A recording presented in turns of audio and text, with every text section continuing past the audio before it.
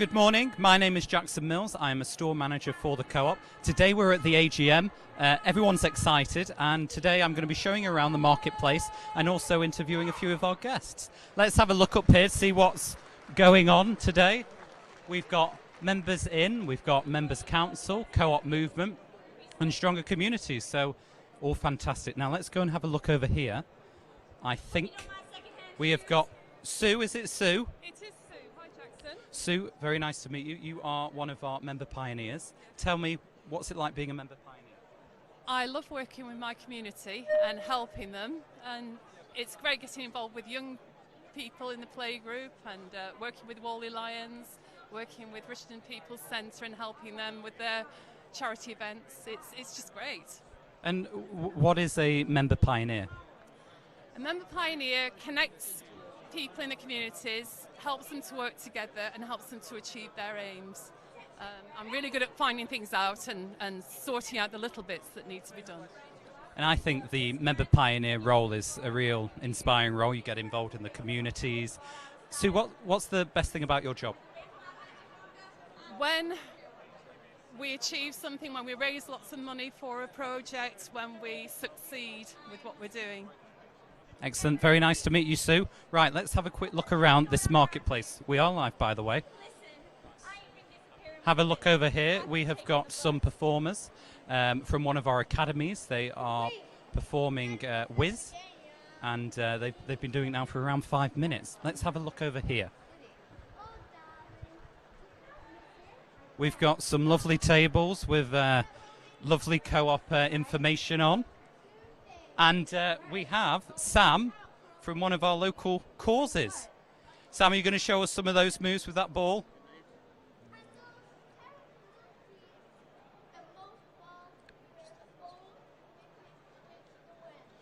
Right, that's enough showing off now, Sam. So you're from one of our local causes. What does your local cause do? So we basically dip into all areas of the community. We work on behalf of the football club, which I play for, Stockport County, and we work with walking football with the elderly. The funding that we currently use from the Co-op goes towards disability football from all age groups. We also work with mental health, so we take football sessions for people who suffer with mental health issues, and we go into different schools and lead multi-sport sessions in a variety of different primary schools. And Sam, so you get the 1% from our membership card. How is that helping you? So it's allowing us the opportunity to increase our equipment for the disability sessions, to increase awareness, which is really important. It's helped us in so many different ways. We now have 6 disability football teams thanks to the funding from the Co-op. We've increased the awareness of mental health. We are allowed to put on more sessions, more venues, and basically just increase awareness of these really important issues in the community and dip into all areas of the community, which I know is what the Co-op really value and trust. Sam, thank you very much. It's this kind of thing that makes me really inspired to work for the Co-op, because that's what makes us different in the end, isn't it? Sam, thank you very much. I'm going to move us on. I'm going to try not to trip up. Oh, I see Steve Morells. We won't go and bother him yet. This is where people are eating. There are sausage barms, bacon barms, if we have a look over there. Really nice, very tasteful. Let's have a look what they're cooking if we go up here. Ladies, are you having fun? Yes, we're having fun. Right, let's leave them to it. If you follow me over here, we have got over here our Co-op ice cream van. I think this is the best thing that we probably got at the AGM today. Let's have a look. The ice creams are delicious, I can tell you from first hand. And yeah, amazing. Let's go over here. Let's see who we can meet. Do I recognize anyone? I see a lot of people from Twitter, but I'm not sure their names. Let's go and have a look at our Co-op academies. Follow me. Oh, let's just get a look at that.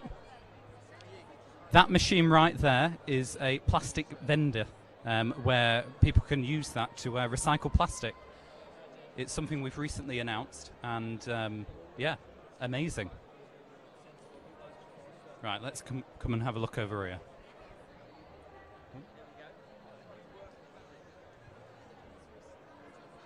Now, would you look at that? We've got the director of our Co-op Academies. Frank, can we have a quick chat with you? We are live. Absolutely, if you want to. Frank. Yes. Co-op Academies. Tell me a bit about it. Okay, right. Well, the Co-op Academies, the Co-op is the largest business sponsor of academies in the country. We have 12 academies. They are based in Stoke-on-Trent, in Manchester, Leeds, and we've got a fantastic announcement today. The Co-op's going to invest £3.6 million into the Co-op Academies Trust. And what this does, it allows us to grow.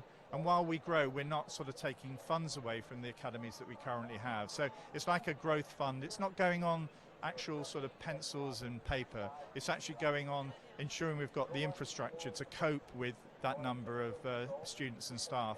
At the end of it, we hope to have about 40 academies, over 40,000 students, and there'll be about 10,000 staff, making a difference in terms of what we want to happen is those 40,000 students turn themselves into ambassadors of cooperation going forward. So it's a movement, it's a change, it's different, and we can make a difference to those lives. So Co-op have made a big commitment recently to Co-op Academies. What does that mean for us? Well, it means that we'll be able to bring forward those values and principles and ways of being co-op into our academies. So the key thing, it's got to make a difference. It's got to change people's lives. So we have got a good track record of turning around difficult schools that have had a difficult journey. So this will allow us to do that in more communities with more children and make a difference, particularly around the north of the country, where there are one or two areas that require special attention, and the Co-op's giving that. Frank, thank you very much. I absolutely love this. We're investing in our youth, and I couldn't think of anything better. So, fantastic. Thank you to the Co-op. Thank you very much. Right, follow me. Oops, sorry.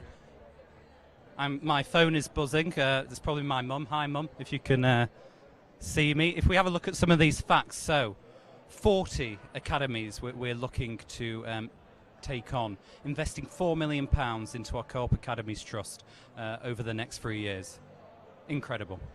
And, that is how we're different. Follow me. Right, let's have a look. Who have we got here? We've got a Co-op milk van, I think, if we have a look at that. Is it a milk van? I'm not sure. Ladies, what have we got to eat here? We've got a lovely selection of our ISB pastries. One of them. So Yes. we've got a raspberry croissant, apple crème, and a chocolat and plain croissant. Look at that. Delicious. I'm not allowed it. Now let's have a look at oops, sorry. Hi, Paula. We're live. I didn't tell you I was coming to speak to you, but what do we have here? So this is our colleague network stand. So this is for all our colleagues to make sure they can be themselves always. So if anybody wants to join us, they can follow us on Twitter or drop us an email. Amazing. We've got to move on. Thank you very much, Paula. Right, we are going to find Adam Taylor, our one of our member council guys. Here he is, I think. Look at that. Adam, how are you? Hello, how are you? All right. I'm all right. It's going all right, I think. Adam, tell me a bit about the council and yourself. Yep, hello everyone. My name's Adam Taylor. I'm on the National Members Council representing the Young Members Group. It's a group of young people that are there to represent young people on the council. The council is a group of people that are there to uphold the values and principles of the Co-op and make sure we're true to what we're all about. And you'll meet a lot of them at the AGM if you come to events like this. Amazing. And so we're here at our AGM. What makes the Co-op AGM different to other AGMs? Yeah, absolutely. The AGM is just one way in which members can get involved in our co-op. The most important way, obviously, is every time you shop with the co-op, make sure you swipe your membership card, because if you select a cause online, 1% of what you spend at the co-op goes to a local cause in your community, and you'll be able to watch some of the films later on of the difference that 1% is making. It's absolutely massive. The co-op AGM, unlike a lot of PLCs, which will be having it now, is open to all of our members who spend enough money with us, and they can come and have a say on the things that really matter. For example, You'll notice today we've got a motion on our commitment to recycling and plastics, so look out for the result of that later on. Have a look at some of the films that we'll be talking about and the update of the business that Steve and Ian will be talking about. Amazing, Adam. Thank you very much. I think we have to go. I'm being looked at. So thank you very much for joining us. Please stay on. We have got the main event at 10:30, and if you're not on YouTube, please get onto YouTube because you can watch us live on there from 10:30 or afterwards. Thank you very much.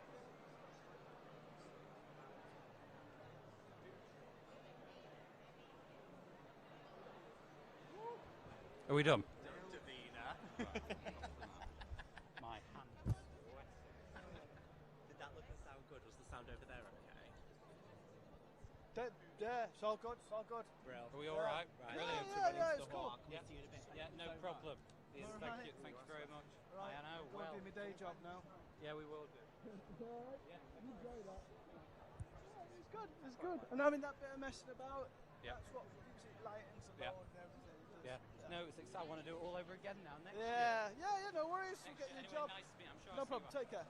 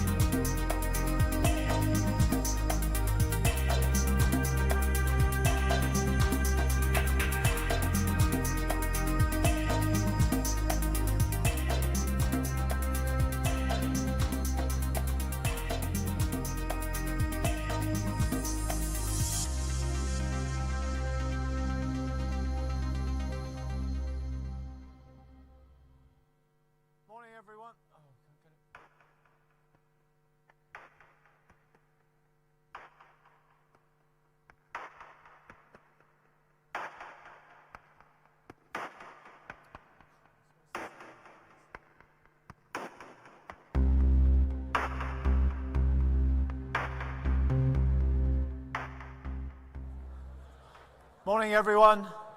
If we can get ourselves in and get ourselves settled down so that we can start promptly, that would be brilliant. We've got a couple of minutes for everybody to come in. That would be fantastic. Thank you.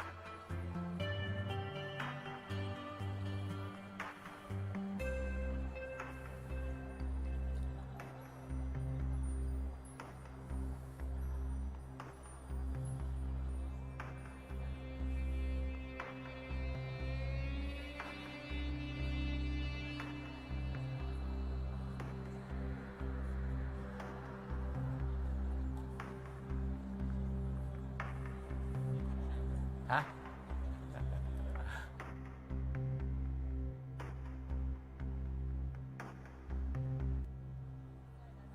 Good morning. Morning, everybody. Morning, everybody. Good. Let's get the. Thanks, everyone, for getting in promptly. We've got a busy day ahead, which I'll take you through the agenda in a minute. Just to get over my normal trauma of 4 years ago, which I'm still trying to get over, we've been playing the loop of the housekeeping video and all of the details you require on here, so that always makes me feel better. Before I outline the agenda for the day, a couple of things. The housekeeping video you've seen, there's leaflets on your table, which everything you need. We're not expecting any fire drills today, so if there is a fire, it's a real one. And it tells you exactly where you need to go to evacuate.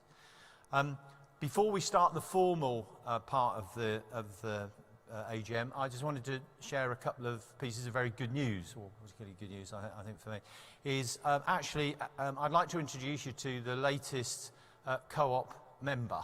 If we have his photograph up. This is my grandson. He was born 40 minutes ago.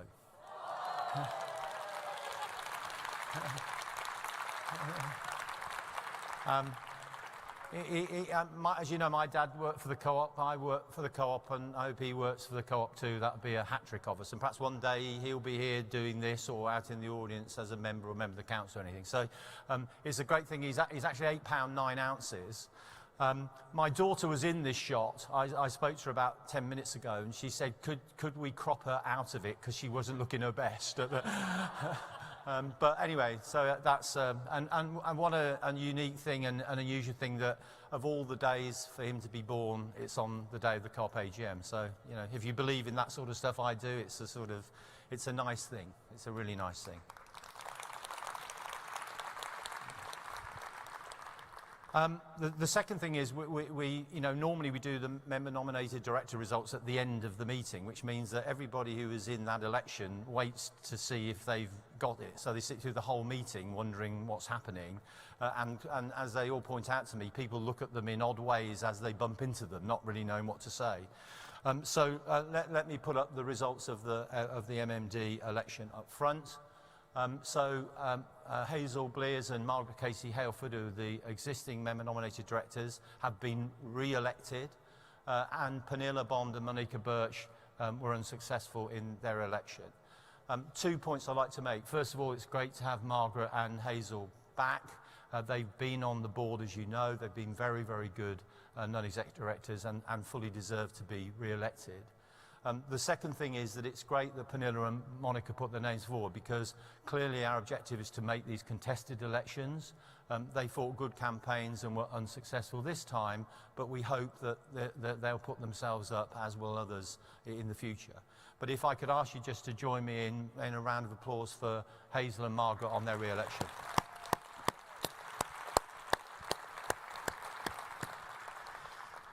Moving on to the more formal business of the day, let me introduce the members of the platform. We've got Ian Ellis, who's the Group Chief CFO, Stevie Spring, who heads up Remcom, Helen, who's our General Counsel, Nick Crofts, who's our President, and of course Steve, who's our CEO.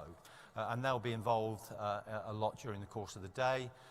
The rest of the board is here, including Simon Burke, who heads up our Risk and Audit Committee, and our auditors are also here, Ernst & Young. So everybody's available for the Q&A session when we get to it. As far as the plan for the day is concerned, first of all, you'll hear from Steve and Ian, and they'll really give you an overview of all the many things we've been doing in 2017. Stevie, as last year, will talk about REM and where we are on that, and Nick will give us the view of the council too. So we'll take our way through that. At the end of that, then we'll do the Q&A, and that will be on all the motions on the agenda. We'll take the questions from the hall, as we've done before. We've got members watching online, so we'll try and involve them in the process. We've got Christian here, Christian Weaver, somewhere, who, as always, he sort of handles what's happening. There's Christian over there, give him a wave. And he'll handle all the stuff that's on digital. And then when we've gone through the Q&A, then we'll do all the motions and the voting on the motions. And then post that, as we've always done, Steve will come back with Helen Webb, who's our Chief People Officer, Matt Atkinson, who's our Chief Membership Officer, and they'll talk about this thing which is called Closing Our Virtuous Circle, which is a bit of the way about how we think about how the co-op engages with its wider audience. So without any further ado, I'll hand over to Steve, who'll take us through what we've been doing. Steve.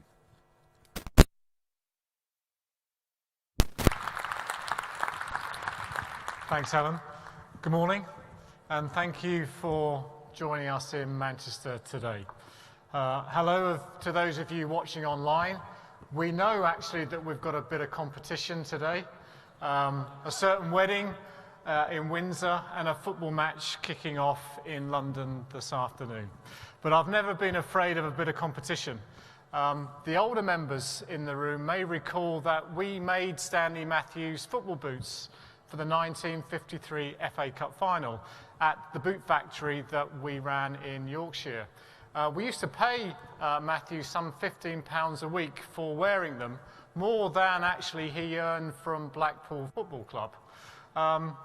We can't afford to sponsor football anymore, but we've got some even better product placement news coming up later. And as for the Royal Wedding, we do have a store, as you know, near Windsor. They've got the bunting out, and should the call come from the happy couple for emergency supplies, then the team's ready for sticky toffee pudding and copious amounts of co-op champagne. We do want to wish both Meghan and Harry all the very best, however, on their wedding day. We know they've had a few last-minute hiccups with relatives. Most of them have gone through that before. So in the case of Meghan, if she changes her mind about Prince Charles and she still needs a stand-in dad to walk her down the aisle, then Alan is on standby. Of course, Meghan and Harry aren't the only couple who are getting married this weekend, or who have already been hitched. We have some of our own co-op colleagues who have been walking up the aisles too. Kirsten, who works at our Hordle store in Hampshire, got married to Nick yesterday. Matt, who works in Cardigan, got married to Sarah in Pontefract. And finally, actually today, Paul, who's a digital designer in our insurance business, is marrying Melissa. So well done to them. So to start this morning, we're going to run through our progress during 2017 and celebrate what's been achieved. We'll cover our business performance and our community and campaigning work and bring you up to date on the latest announcements that we've made. We'll look at how we're staying competitive in some of the toughest markets in the UK and how our co-op difference is driving our sales performance. After we've voted, we'll look to the future and the ambitions that we've set for your co-op over these next few years. Our ambitions do reflect where we see the greatest need is in the country and where we can, as a co-op, make the greatest difference. But first, where do we stand right now? Last year was a strong year for us in so many ways. We enjoyed a 15% increase in active members in 2017, taking the total number of members since we relaunched our co-op membership to 1.6 million. As of today, this business has more than 4.6 million active members, making us one of the biggest co-ops globally and certainly the biggest in the UK. In the last couple of days, we passed a major milestone, £100 million returned through the 5% reward scheme and since its relaunch, and a further 20 million to local community causes. This is the co-op difference, creating value and sharing it with our members and their communities in which they live. Any PLC would have just added those millions to its bottom line. But that's not what we're here for. We're here to create co-op value in its broadest sense and share that value with you, our members. As our markets get tougher, amplifying our difference rather than our similarities is the way that we are going to win. And in a moment, I'll take you through our highlights from 2017. But first, I'm going to hand over to Ian Ellis, our Chief Finance Officer, to take us through the big numbers.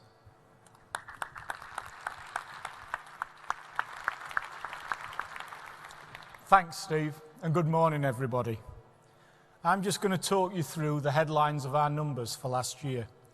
In summary, it's a good, solid set of numbers, a great performance. Profits are up and debt is down. So a good performance in what is becoming a more and more competitive market. The headline, our pre-tax profit bounced back from a loss of 132 million to a £72 million profit. But it must be remembered that last year included the write-down of our investment in the cooperative bank of 185 million. Our key KPI, which we measure as the underlying profit before tax, if you remember, this measures the effectiveness of how well we're trading, was up 25%. And what's really important to remember is that that's after charging £74 million against that profit for the costs of our 5+1 reward scheme. So a great performance. Food sales were up. Our key like-for-like measure was up 3.5%. And that made it the fourth year of consecutive like-for-like growth for our retail business. Also, our convenience like-for-like was up even higher. It was up over 4%. A great performance for any retail organisation. That's a real tribute to the great work that has been done by our colleagues in stores, not only around how the stores are run, but how the products that sit within those stores are actually formulated. Funeral and life planning sales were up, including great products like our Simple Funeral, which helps families at a time of need with choices around cost. Also, some good progress on funeral plans. Our market share was up. Our insurance business, we saw gross written premiums up to nearly £500 million, again with some great innovation in the marketplace. So a trading performance, a great position, showing progress and as planned, and that's key, it's as planned. But remember, we still have a lot to fix, and there's lots of items affecting our profits outside that trading performance. Things like disposals or costs to fix our general insurance business. We've got to make sure we're fit for purpose. And I think these will continue to be a feature in our numbers for a few years to come. But at the bottom of all that, that gave us a pre-tax profit of £72 million. Debt as ever is key to us. In the past, this has given us cause for concern. But this year end at 775 million, it's down from last year's figure at 885 million. A great focus on cash within the business. The amount of money we borrow will continue to be an area we concentrate on to ensure that we always get value for our members' money. Steve will talk later about our plans to build a stronger co-op. A stronger co-op leads to stronger communities, which in turn then leads to a stronger co-op. We need to keep that circle moving round and round. To get there, we need more fuel for growth, doing things more efficiently, reducing our costs, not only relying on debt. And again, Steve will talk about that later. I can take any questions later when we have the panel, but if you'd rather just pick me up, then I'll be floating around. Pick me up and I'll try and answer any of your questions. And remember that Alistair from EY is also in the room. If you'd like to stand up, Alistair, just over there. So if you'd like to chat to Alistair, then Alistair will be more than happy to answer questions later. But before I finish, I'd really like to congratulate our colleagues for the great performance they've delivered for members last year. And with that, I'll hand back to Steve.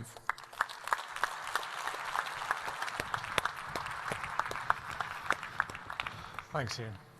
So what sits behind those big numbers? What's driving those increases in sales and that growth in membership? Let's just take the time then to look at our biggest business first, our food business. We had over 100 new store openings last year.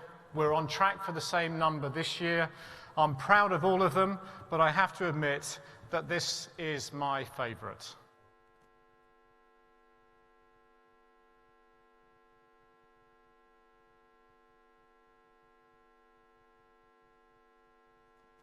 The nation's community retailer, and now we get to serve the residents of this iconic street.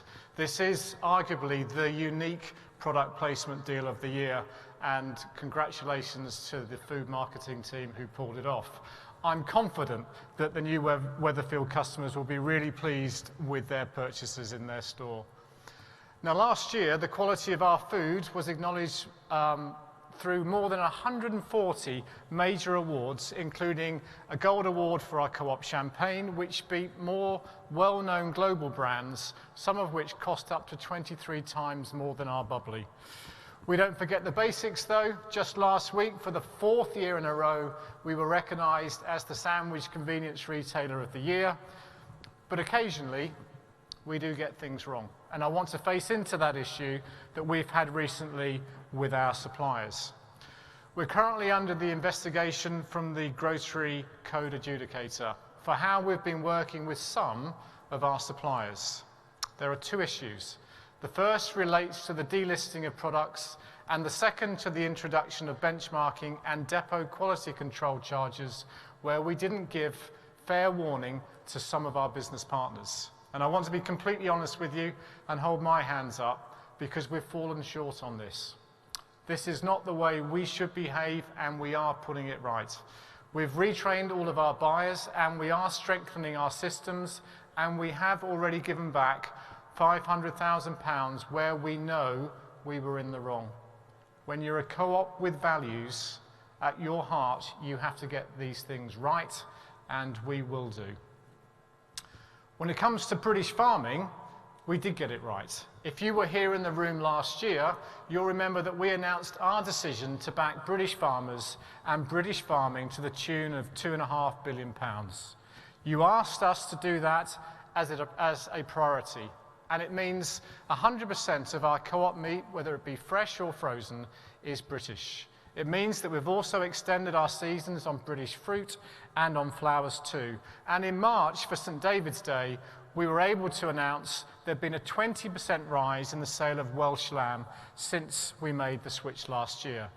This is incredibly important for British farmers as we move into a period of huge upheaval and uncertainty in agriculture through the departure from the EU. High animal welfare standards have also been important to us as we've announced recently moving our co-op branded fresh pork bacon, gammon and cooked meats will be moved on pigs bred to the RSPCA standards. You've all encouraged us at the same time to source more local products. So now in every county in the UK, we're working with local butchers, local bakers, local brewers and ice cream makers. And unlike some of our competitors, we don't demand exclusivity, as we want to see local businesses grow and thrive in their communities, creating jobs and benefiting the local economy. Last year, we sold £164 million worth of locally sourced products across the UK. Our support for British farming hasn't lessened our commitment to fair trade. And at our AGM last year, we announced a first for UK retailers by making all of our cocoa that we use as an ingredient in our co-op products as fair trade. This year, we extended that commitment to tea, coffee and bananas, and we became the first national retailer to source all of our African roses from fair trade partners. That means 35 million co-op fair trade African roses will be sold each year. As well as the fair trade premium from the sale of those roses, we're making a donation of £30,000 to help fund a graduate nursing programme in the community hospital in Naivasha, Kenya, where the roses are grown. And that's not the only project where we're topping up the fair trade premium. We're giving additional money to support schools, health clinics, technical training, and women's leadership programs.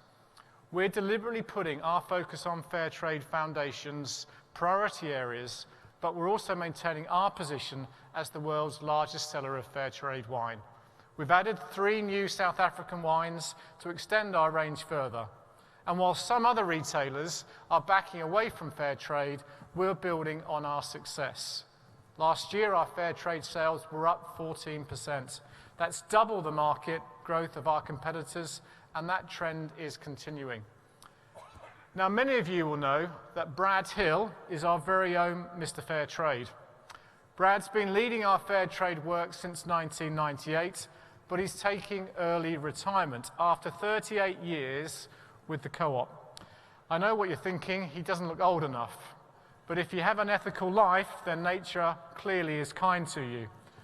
We thought we should give Brad an appropriate leaving gift, so we're thinking of dusting down the car that we built 5 years ago to mark the 10th anniversary of Co-op Fair Trade Coffee. And many of you may remember that the car was designed to beat the land speed record for a vehicle fueled by fair trade coffee beans. And it did. Who knew that cars could actually run on caffeine? Brad, I know you're in the room. Can you stand up, please? We want actually to thank you for all that you've done to promote fair trade in Britain.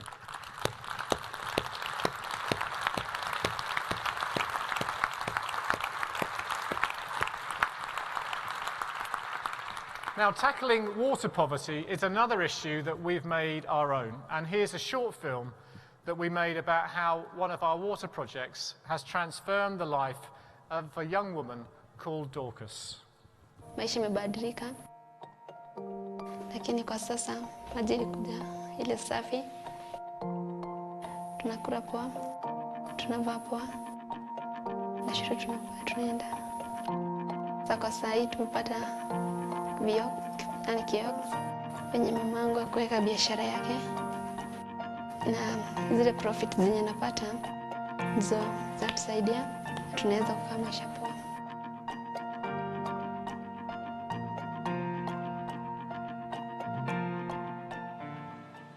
Now, in 2017, we donated money from the sales of co-op bottled water to restore water sanitation facilities in the Dominican Republic that have been devastated by hurricanes, and to help the Rohingya refugees fleeing their homes in Burma. In total, those donations came to £100,000.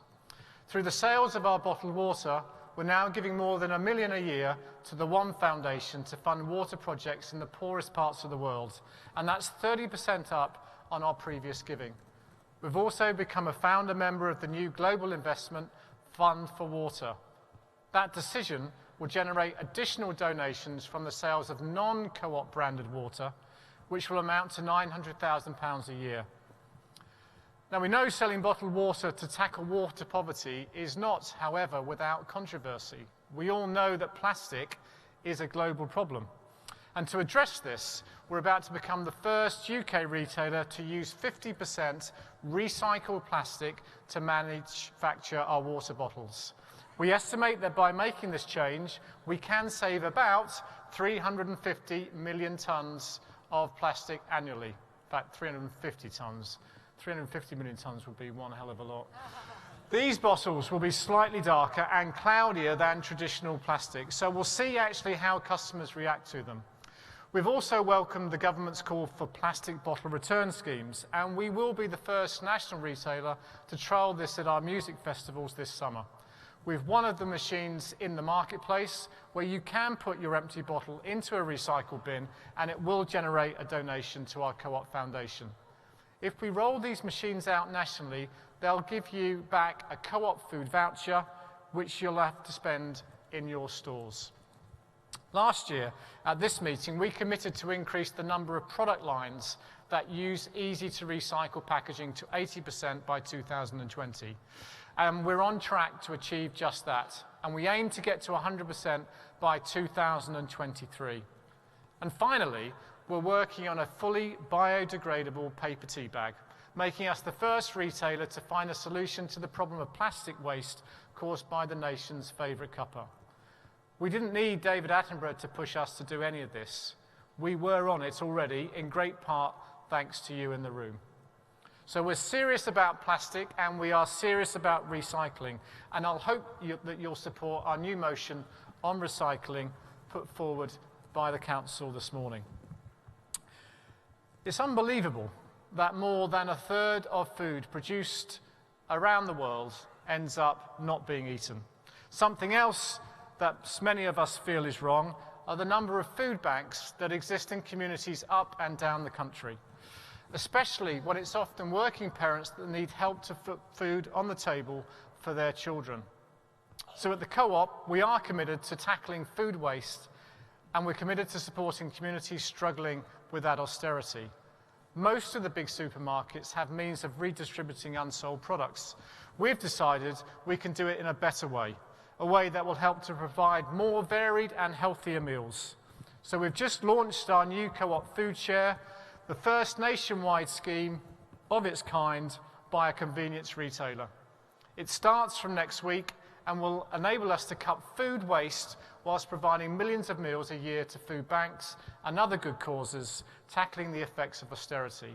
Our stores will form that relationship at a local level, and it will give more flexibility with a more friendlier way of doing things that will empower our colleagues. The most important difference about this scheme is that we will be giving away fresh food, including meat, prepared meals, dairy, products, and bag salad. And we're going to forgo those last-minute knockdown sales that we have enjoyed in the past in order to get the food to good causes in time for them to cook or freeze it within the use-by date. This means local charities can create millions of healthy meals for people. And as you can see, there are many ways in which our biggest business is showing how we do things differently at the Co-op. Our great products, the ever-improving look of our stores, our commitment to tackling the big ethical issues of food have all contributed to the last 4 years of continuous sales growth. Well done to Jo and her food team.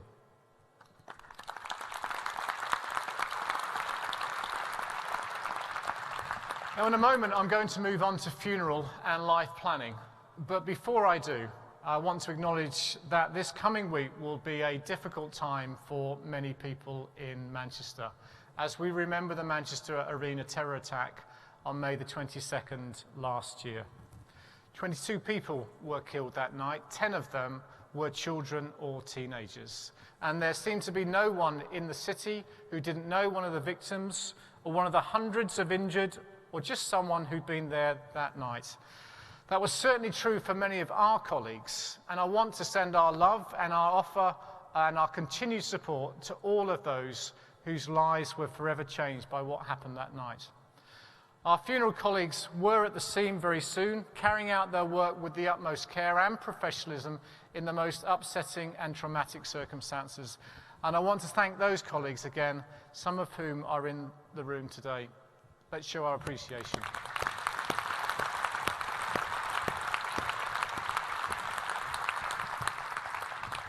Now, last year we brought together funeral care and legal to create a joined-up set of services and products. It's a huge transformation program, and when you undertake such a big change, it's essential that you take your colleagues with you.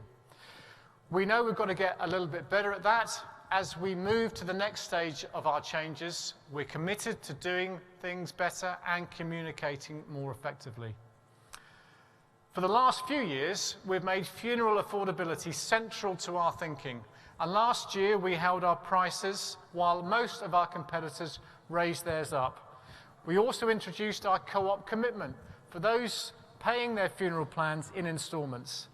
That means if you die after the first 12 months of your plan, but before all your instalments have been paid, we'll still deliver all the services provided in your plan with no more for your family to pay.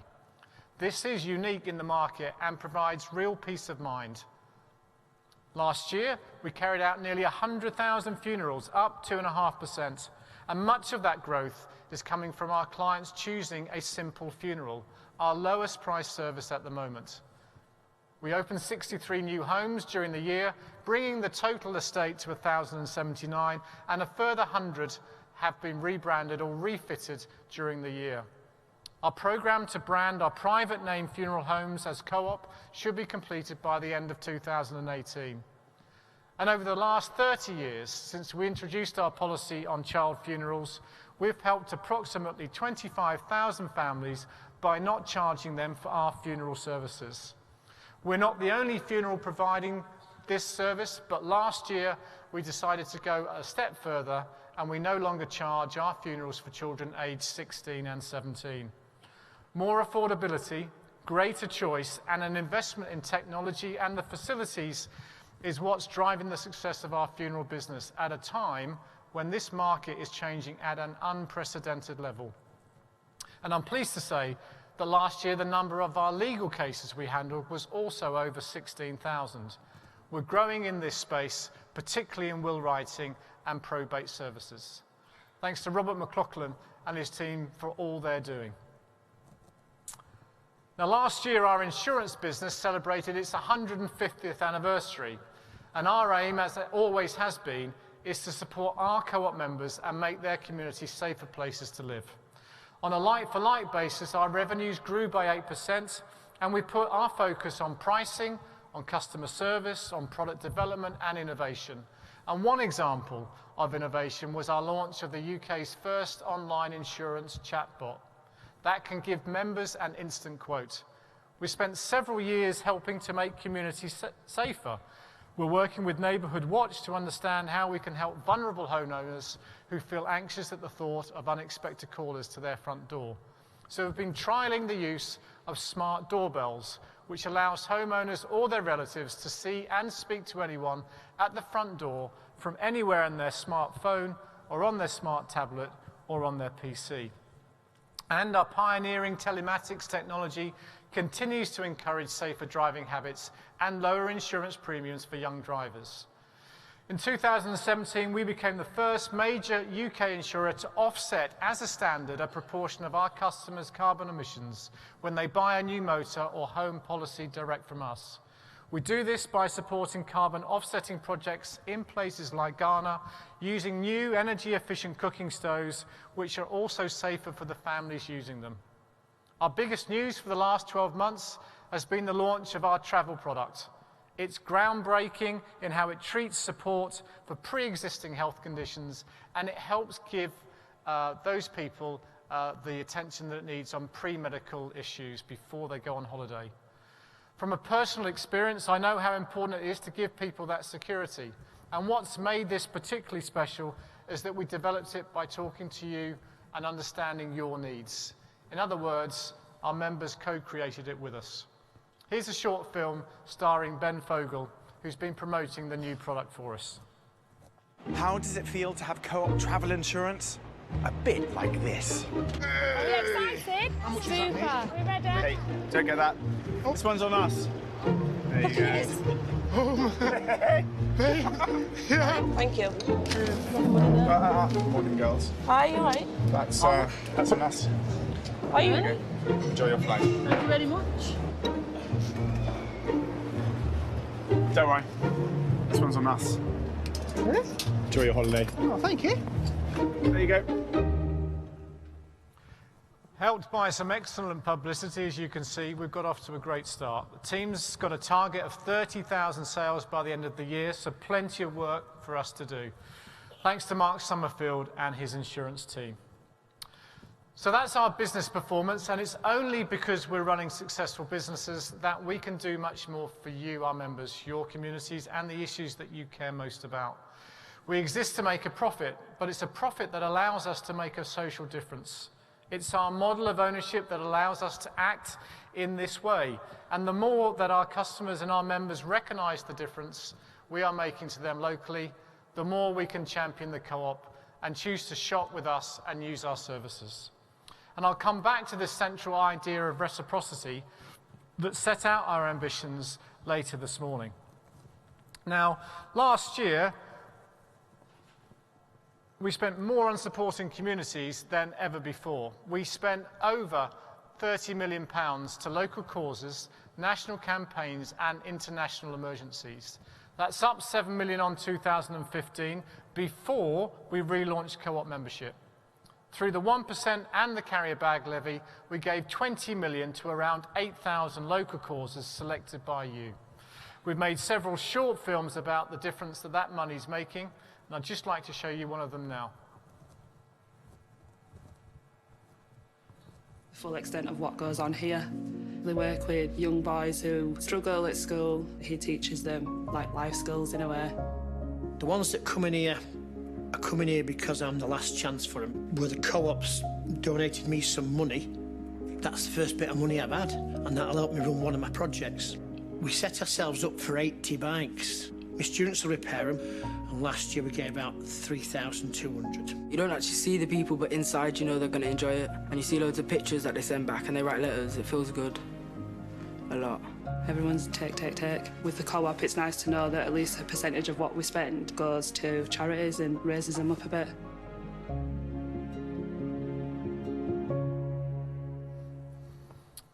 And almost overnight, we've become one of the most significant funders of community projects in the UK. We've also recruited 200 member pioneers. These are people of all ages and backgrounds who share our passion to make a great thing happen locally.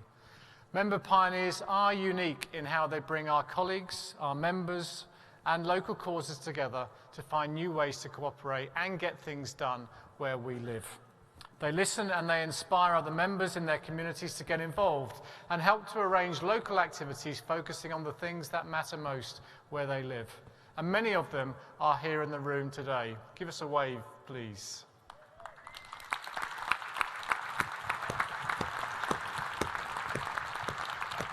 Now, we plan to recruit more over the coming months and years in support of each of our 1,500 communities by 2020. And again, it's our council that we have to thank for this important initiative. Now, our Co-op Academies Trust is a great example of how we are working in the community today. We're already the largest corporate supporter of academy schools in England, with 12 in Manchester, Leeds and Stoke-on-Trent. We choose to focus this work in some of the most economically disadvantaged areas in the north of England because of the well-reported educational divide between the north and the south of the country. Our Co-op Academies Trust has shown that cooperative values, strong governance and an ability to share the resources of our co-op can have a dramatic effect on students' results. That's especially true for attendance, which has been recognised by Ofsted and the Department of Education. Because of our good work, I can announce that we've secured an £18 million government-funded extension for the Co-op Academy of Manchester. That new space will benefit not only the students, but the wider community of where the space is lacking for people to get together. And I am delighted to tell you that because of the clear success we're having and the impact on the wider local community, we're going to substantially expand our Co-op Academy schools over the next 3 years. From the current 12, we'll move to 40 with an investment of 3.6 million in the Co-op Academies Trust. And by 2021, we'll be helping around 40,000 pupils to get a better start in life.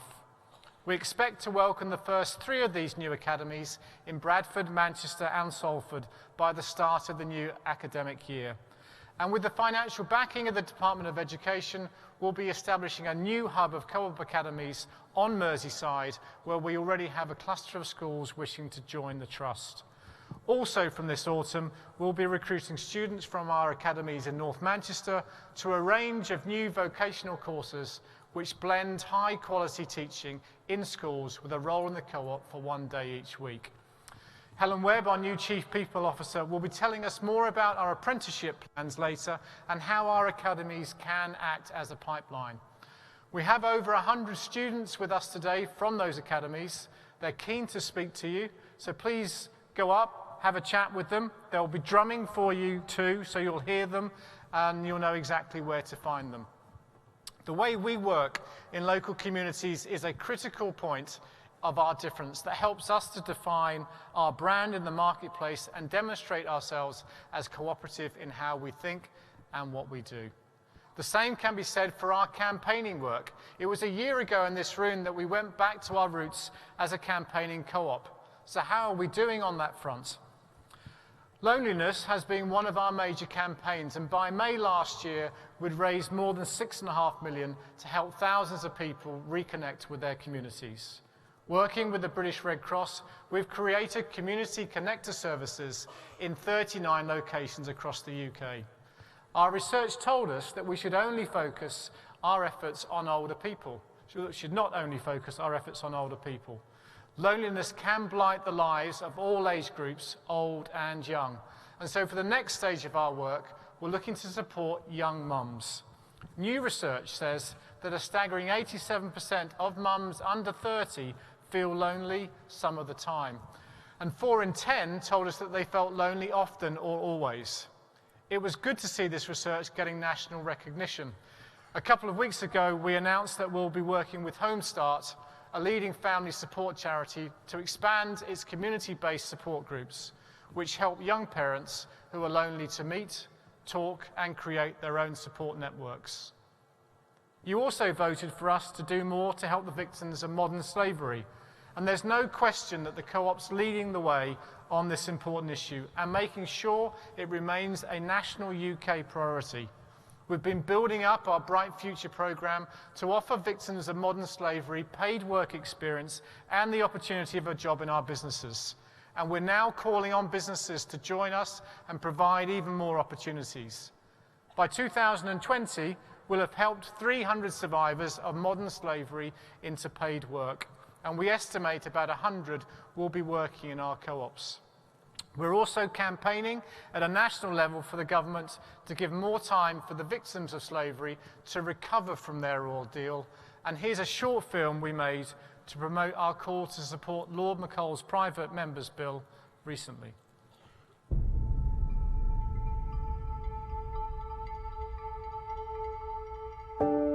Being in slavery is very hard. Officially, the figures say that there are 11,000 to 13,000 people kept in modern slavery in the UK at one time.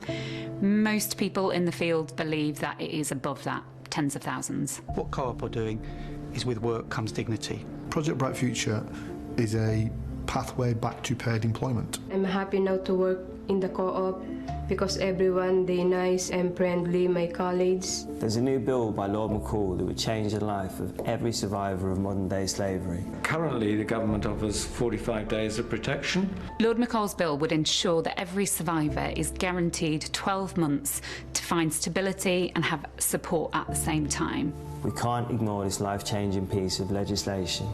Contact your local MP and let them know that you are in support of Lord McCall's bill.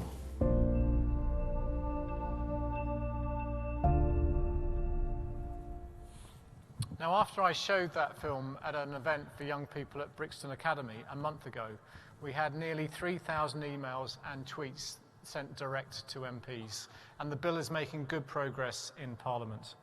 In recognition of our work, the oldest human rights organisation in the world, the Anti-Slavery International, has invited us to be the first UK business to sign their new anti-slavery charter. So we'll be doing that in the marketplace later on today. And I'd like to give a special call out for the Director of Campaigns and Policy, Paul Gerard, who's done so much to promote this work. Paul, if you could stand up at the back there.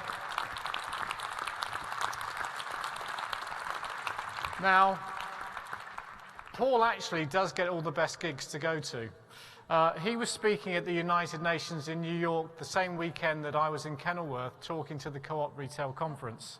Now, I like talking to other cooperatives, but it has to be said, I think New York does trump Kenilworth.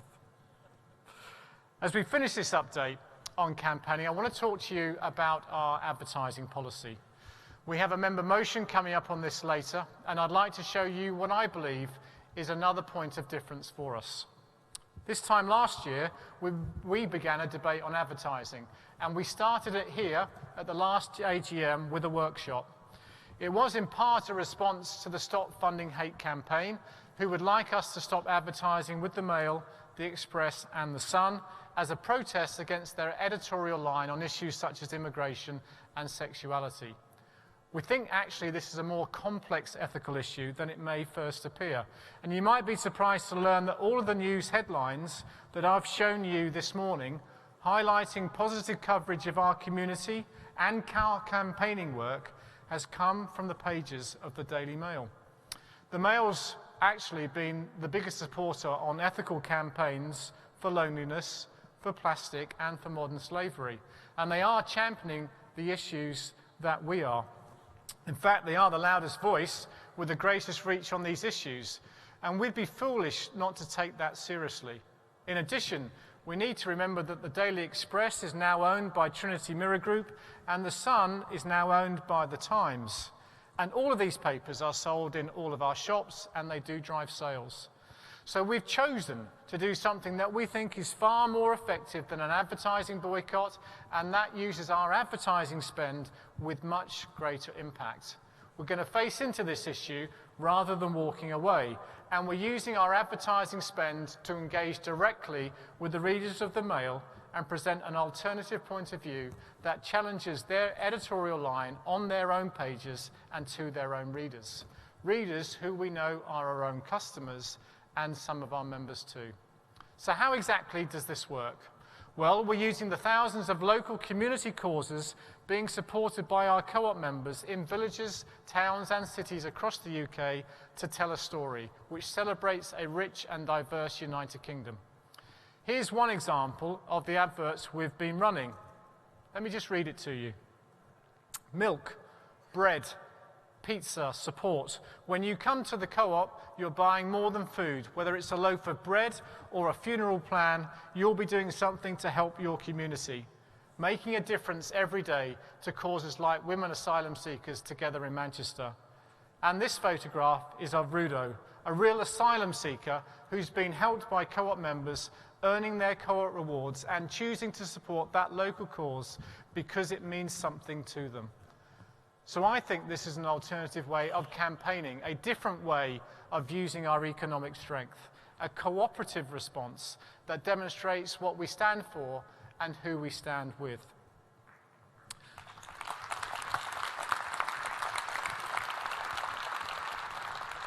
Now, the story I've just told you has been the story of my first 12 months as your CEO. I hope you'll agree that we've done more, moved faster, competed better than we have for many years. I've also made it a priority to speak to audiences about the co-op to raise not just our own profile, but about the profile of the wider movement. I've spoken at the Oxford Farming Conference about the need for a cooperative Brexit, to young people at pop concerts in Hamburg and Brixton about water poverty and modern slavery, and to the students and NUS officials at a convention in Leeds about how to balance ethics and commerce successfully. At a time when politics is becoming so polarised, it's important to remind people that there is another way of doing business that isn't about state control or unfettered free markets. a way that puts people and communities first without losing sight of commercial realities. The very lesson handed down to us by the Rochdale pioneers. I want every colleague that works for us to know that we are a co-op and not a PLC. And that fact must shape everything that we do in all that we go forward with. And later this morning, I'll share with you our ambition for our future and how that's going to be built on our co-op and its difference. For the moment, thank you, and I'll now hand back to Alan.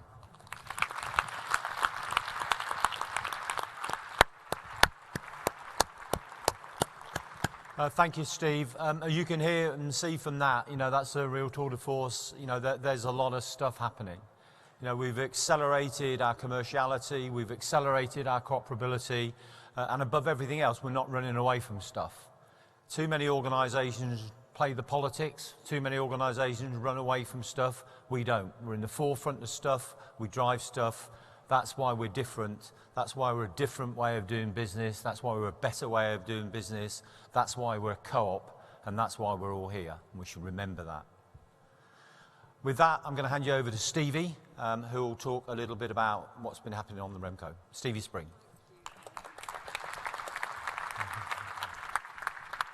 Good morning, everyone. Back again at Manchester Central. My third AGM in the Co-op Remco hot seat.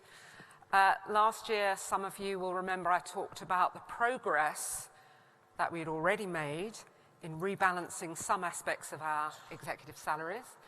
We talked about the challenge we set ourselves for this year, for 2018, with your backing, to simplify our bonus arrangements. And I also talked about how we're looking at reward right across our co-op, how we're increasing transparency, linking rewards to the things which matter most to our members. Well, we've made great progress this year. Hopefully you've had a chance to see some of this for yourselves in the remuneration report. And my job today is just to try and flesh out the committee's thinking and approach behind that progress. I'll give you a quick bit of context of how we've looked at pay against what we said last year. We'll do a look at what's still on the to-do list, and I'll flag the motion coming up for vote later this morning. I said this last year and the year before, but the focus is not going away. Executive pay is still very much in the headlines, high on the watch list for shareholders, politicians, and the media, social and antisocial. Don't know what you would call mainstream media anymore, but media generally. And there have been even more angry headlines this year when some of the UK's biggest companies continue to give increasingly excessive rewards at the very top, and for reasons, frankly, that no one particularly understands. Persimmon Homes is a really good example. CEO got a £100 million bonus. Now, admittedly, that got reduced to a mere 75 million after the public outcry, but, 75 million is a lot of money. Martin Sorrell made headlines at WPP. He got £40 million in a year when the share price was off 30% and revenue growth was the slowest in a decade. So maybe as a consequence, there's been a lot of talk about trying to simplify those senior pay packages so everyone can understand who can get how much for achieving what, and trying to start to rebuild that lost trust between the hired hands, the execs, and the shareholders, the owners. We are different.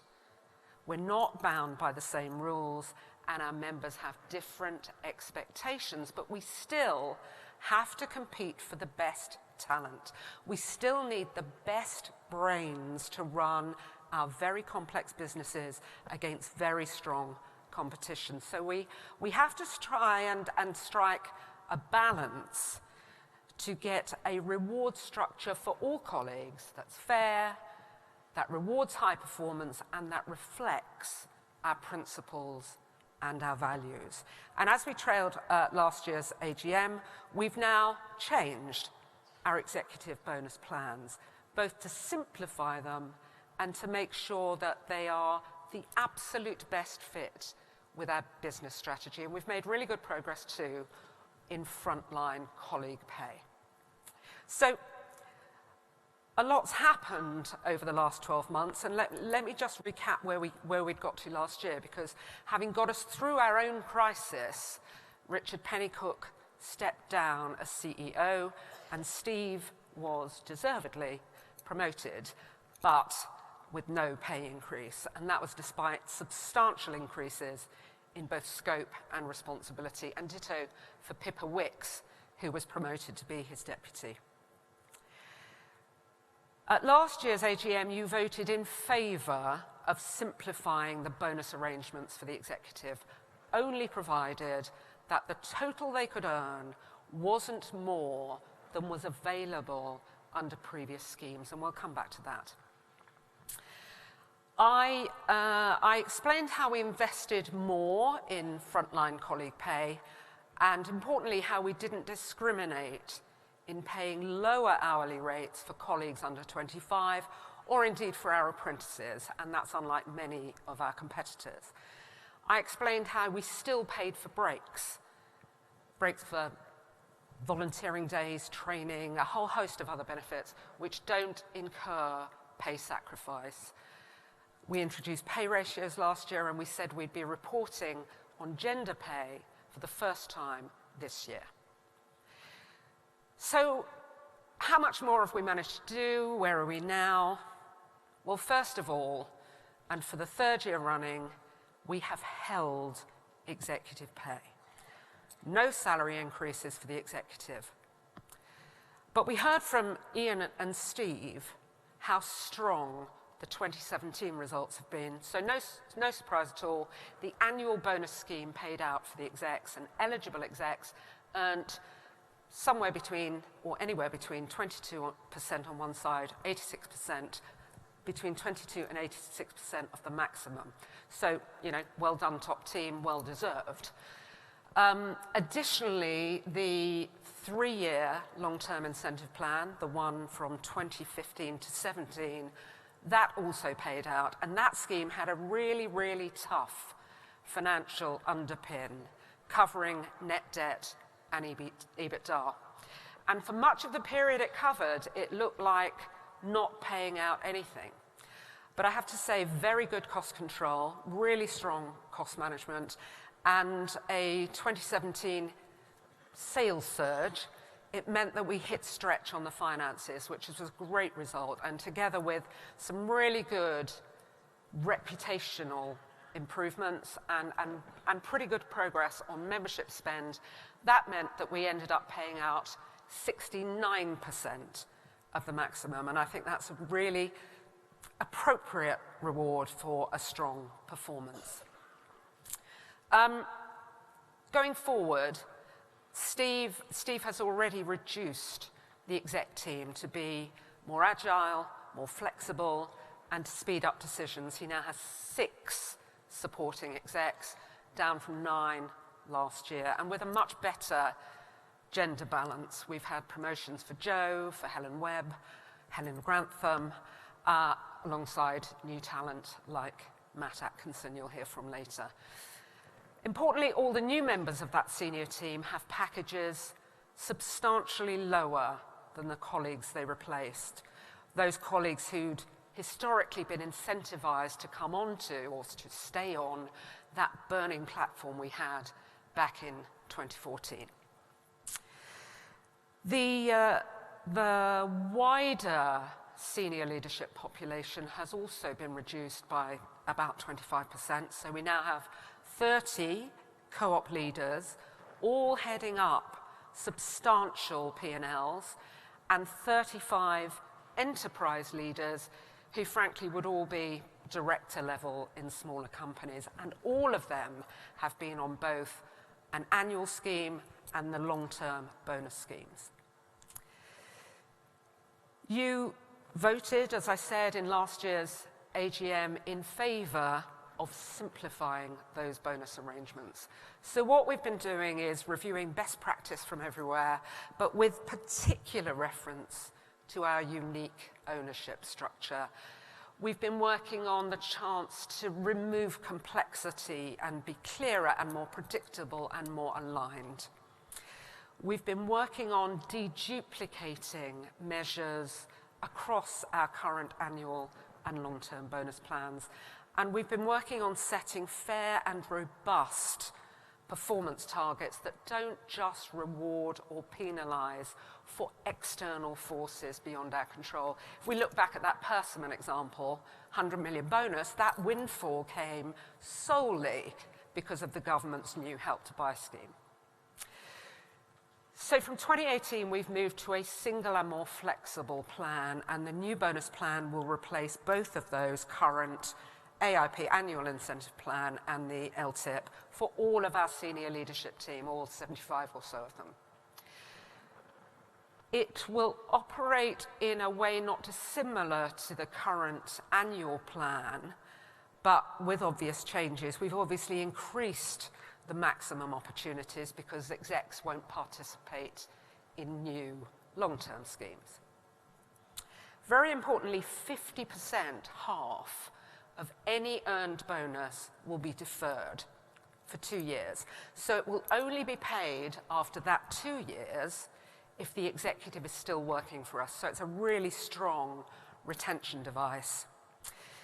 And we've also got a new balanced scorecard that goes beyond just financial performance and includes essential co-op measures, those measures that we and our members care most about: community, colleagues, membership.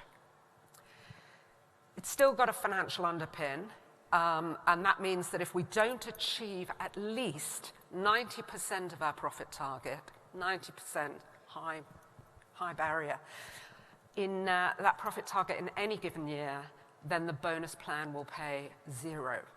So we'll always know it's affordable, and currently the maximum total bonus opportunity under our existing approved executive pay policy is 200%. Now, with the exception of our chief exec, we think that works. Actually, for most of the executive team, we've reduced it down to 150% and down to 80% for enterprise leaders. But we do want to make a change for Steve. Steve's base pay hasn't changed since 2014. And importantly, the differential between his total target package and the rest of the executive team, and typically you would expect to see at least a 50% difference between, say, the pay of the CEO and the CFO. We're now way out of line. His is about 15%, 15%, not 50. So what are we going to do about that? Well, we could increase his salary, but we believe it's a much better way to deal with this by increasing the part of pay which varies with performance. So what we're proposing is increasing the maximum bonus which he could receive from 200% to 250% of base pay. And remember, nothing gets paid if performance isn't good enough. But depending on results, he could earn between 0 and 250% of salary. On target, that would be 125%, but with half of any payment deferred for a full 2 years. Now, we think this is fair to Steve, we think it's fair to members, and importantly, we think it's fair to his colleagues. But it is a change to the current executive pay policy you approved 2 years ago. So my committee are asking you to vote in favour of this change today, and I would like to thank you in advance for your support on that. Now, on to the wider co-op. We want to raise pay still further for frontline store colleagues. It's absolutely the right thing to do, but given how many colleagues we employ, it's costly. And as you've seen, we're operating in an extremely competitive market on very tight profit margins. Every 1.5p increase in our hourly rate costs us over £1 million of our profits. But we shall continue to invest in increasing pay for those 35,000 colleagues. The board have already agreed to invest an additional £15.6 million in customer-facing colleague pay in 2018. And this means that we will have increased our hourly pay rates for experienced customer team members by over 6% this year. And we've increased pay rates by 21.5% over the last 3 years. So our minimum wage for all colleagues is now over £8 an hour. There's still lots to be done, but we are making progress, and it's by increasing frontline colleague pay that we will, over time, improve our pay ratios.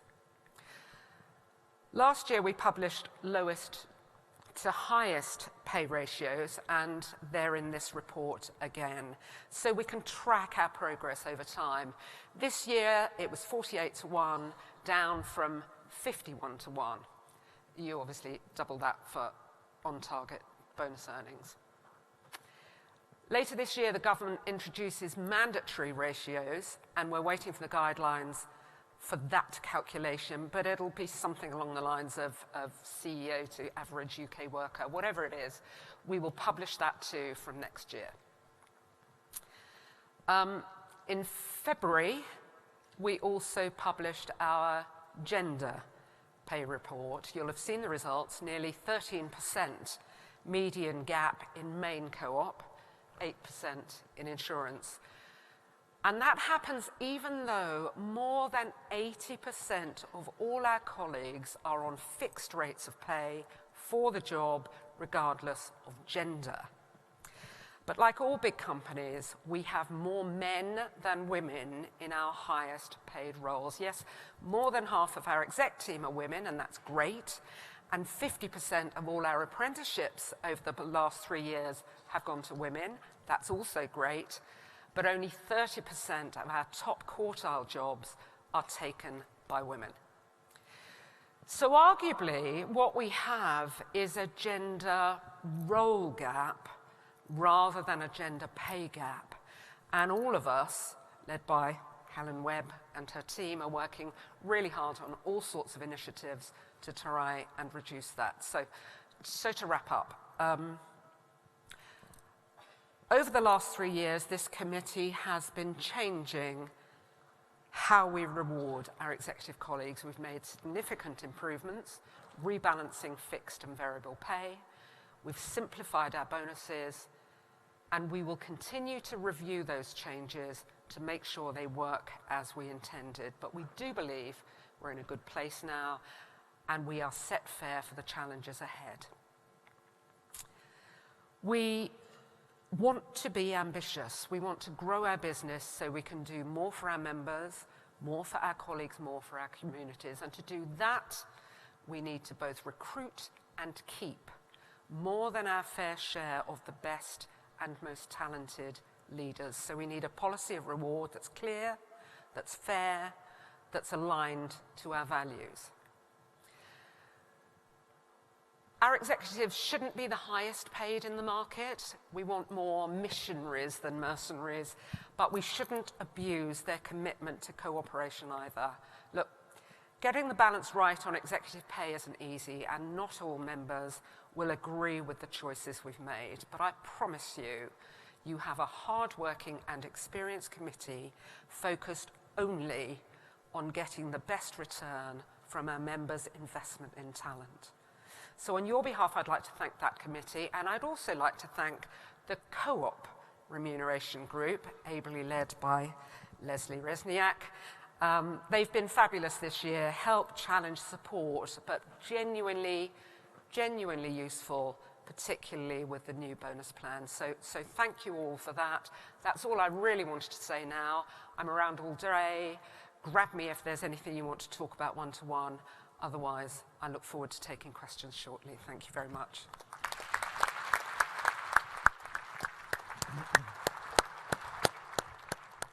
Thank you, Stevie. And as Stevie says, she's around to answer questions when we come to that stage. Now I'd like to welcome to the podium the President of our Council, Mr. Nick Groffs.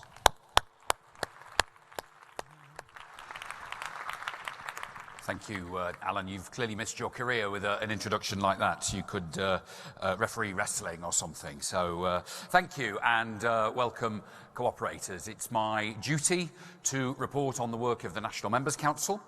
The Council exists to represent the millions of owners of our co-op, the individual members and the independent societies that began the co-op 150 years ago. The Council is composed of 100 people from every corner of the nations and regions of the United Kingdom. Between us, we have more than 1,000 years of membership of our society. Serving as a member of Council is a huge honour. We are proud of our co-op and proud of the chance to represent our members. It's our job to hold the board to account for the way they govern our society. Are they making our members proud? It's our job to make sure that the flame of cooperation burns brightly as the guardian of the cooperative values and principles. And it's our job to make sure that the voices of our members are heard and heard loudly at every level in the co-op. It's right that members have the chance to influence the co-op because they own it, and their trade is our lifeblood. So the Council has continued to invest in deeper and better relationships with the board and with our executive. Relationships founded on trust and respect. Relationships in which dialogue is meaningful and differences of view can be shared honestly. And it is because the Council has built and deepened and strengthened its relationships that we can have candid and sometimes even blunt conversations with Steve and Alan and the team. Alan, I thank you for your candour and for your honesty and for your willingness to speak to Council with such frankness. And Alan knows Council does urge for faster progress in some areas. We want the co-op to be a leader and not a follower. But the quality of the relationships matters when we want to influence the business. And members of the Council have succeeded in wielding that influence. It was a member of Council that first proposed that we should apply for the fair tax mark. My Council colleague Sue Smith arguing that we should demonstrate our cooperative difference in our tax affairs. It was Council members that first designed the role of member pioneer. My former Council colleague Callum Johnson developing the idea that member pioneers can add value both to our communities and value to our business at the same time. And what an idea that proved to be. Thanks to Callum and his team, the first 200 member pioneers are in place. And we will recruit hundreds more in the years ahead. And Council influence continues. Our members today are working in advisory groups with senior executives, looking at future business opportunities for the co-op. We know that many markets in this country are broken and are crying out for a cooperative solution, and members of Council are in the vanguard of that new thinking. But it isn't just Council members that are playing that leading role in shaping the co-op's future. Scores of thousands of our members are doing so as well. The outstanding colleagues from our join-in team have been developing a range of innovative opportunities for our members to shape the co-op that they own. From designing our award-winning Pinot Grigio to making our insurance policies distinctly cooperative, our members are shaping the future of their co-op. Our members are on a mission to design the world's best pizza and helping us to understand the taboos about death and dying. And involving members in the co-op isn't just the right thing to do. Increasingly, we show that providing members the greater opportunity for participation leads to better commercial performance too. This is cooperation in action, a stronger co-op leading to stronger communities.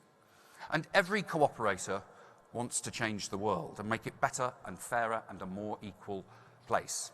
And the successful trading of our family of businesses allows us to maximise our impact and our influence as a leading cooperative society. And we've had a very good 2017, as we've heard this morning. From the fourth year of our market-beating like-for-like sales and our increasingly special own brand products to opening 100 new convenience stores, our food business has recovered its mojo. And as in food, so in funeral care and insurance and our other businesses, we can see improving commercial performance. And our members know that commercial success is an absolute keystone to our ongoing sustainability, indeed to our survival. Our crisis of 2013 taught us that lesson. And it is our 64,000 colleagues that have delivered this strong performance. Their work every day, every year, to put the Co-op back on track. Their work looking after members and customers, showing our Co-op difference.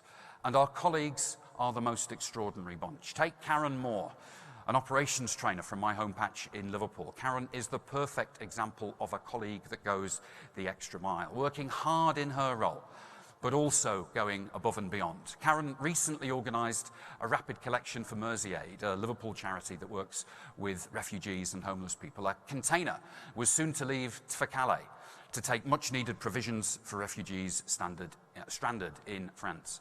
And within days, Karen had collected hundreds of pounds worth of food and other aid. And if that wasn't enough, she's recently become a member pioneer. Karen is a shining star of the Co-op. Thank you for all that you do.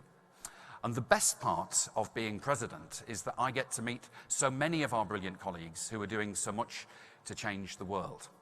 And on behalf of our millions of members, I would like to thank each and every one of our colleagues for their work. To our colleagues in each of our funeral homes and distribution centres, our offices and food stores, our cleaners and cooks and drivers and everyone, thank you for all that you do. We are tremendously proud of you. And cooperators, please join me in showing thanks and appreciation and gratitude to our colleagues. Thank you. Now, our team is strong. And we have a whole host of superstars, like a certain football team I could mention, but it would be in politics, so I won't. But I must say a word about our Chief Executive, Steve Morrell. Steve has settled in seamlessly to his role as CEO. His years spent transforming our food business were the perfect preparation for the task of running the Co-op. Thank you, Steve, for your leadership. And thank you for your enthusiasm for working with the Council. And thank you too for getting the Co-op back on its front foot in our campaigning. From tackling loneliness to the scourge of modern day slavery, it is wonderful to see the Co-op punching above its weight once more. Now,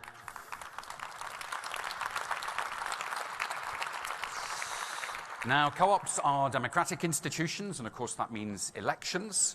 100,000 of our members have voted to choose 30 members of council. 150 members stood up for their co-op as candidates, and I would like to thank every single one of those. We've had 11 new members elected to council, and I offer them a warm welcome and tell them that the hard work starts tomorrow.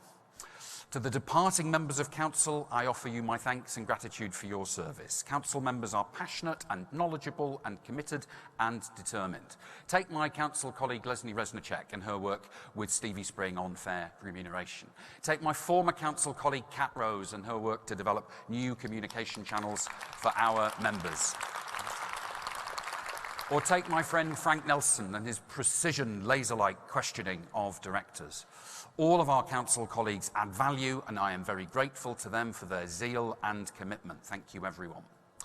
And I'm grateful and indeed humble, because in July, my council colleagues re-elected me for president as a second term, and I'm very grateful for the trust that you have placed in me. And of course, thank you. It is not simply the elected members of council that deliver day in and day out for our members. There is a small team of colleagues that do such an impressive job of keeping the wheels turning to make the rest of us look good at what we do, particularly me. And led by Jill Gardner. Jill, where are you? Stand, wave, please. Led by Jill Gardner, the council secretariat is a very small team of outstanding cooperators, and they do so much to deliver on the council's agenda. All of our millions of members owe them a debt of gratitude. Thank you.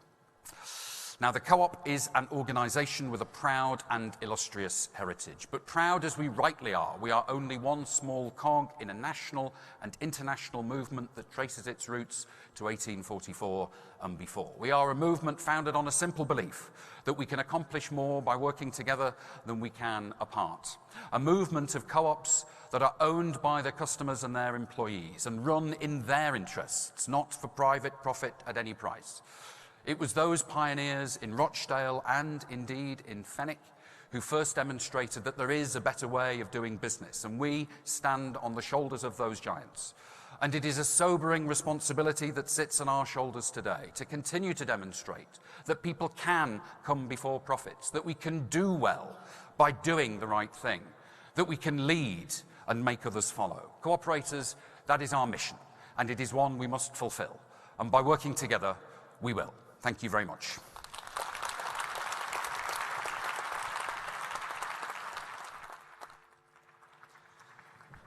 Thank you, Nick. I'd have to say that, you know, we've always, I think, had this aspiration of being one co-op in its broadest sense. You know, over the past years, that's not always been the case. I think actually, in more ways than another, we're probably closer to that than we've been for probably 25 or 30 years. And that's by no means a large part driven by our relations with the council, with the other societies, with all our members. You know, I think there is a, you know, my ambition has always been to recreate the movement that this, you know, co-op once was. And by everybody's participation the way it is, and that doesn't mean we all agree with everything all of the time, because that isn't also how it should work. But I say, I think we're closer to being one co-op more than we've ever been. And Nick, I should pay, you know, our respect to you. You know, you and I, we have a great relationship, which means we disagree most of the time, but it works really well. We show great respect for each other, and your leadership in this too should not go without recognition. Thank you very much.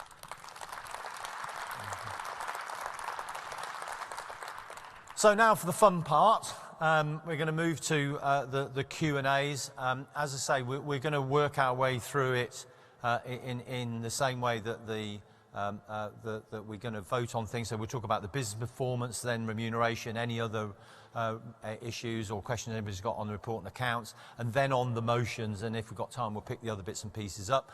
We've got about an hour to do this. We've gone back to our 8 stewards in blue with flashing lights. Hopefully, if they could flash their lights, that would be really good, with the numbers on the back.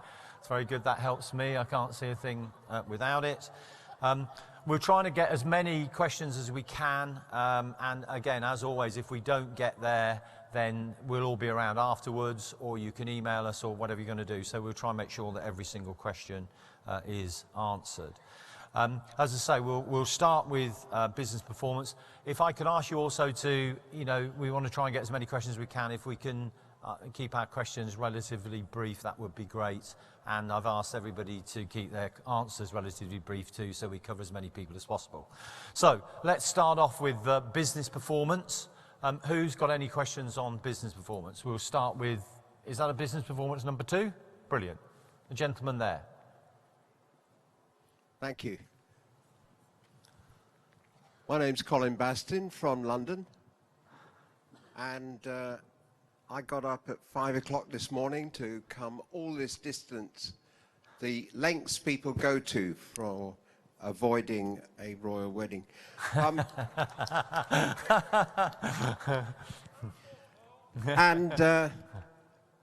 I'd like to look at business performance.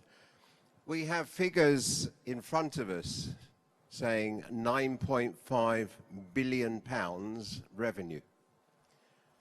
But also we have figures in front of us saying £72 million profit. Now, most people can't handle that number of zeros, so I'll make it simple for people. If you'd like to write down on a piece of paper in front of you, 9500, and another figure,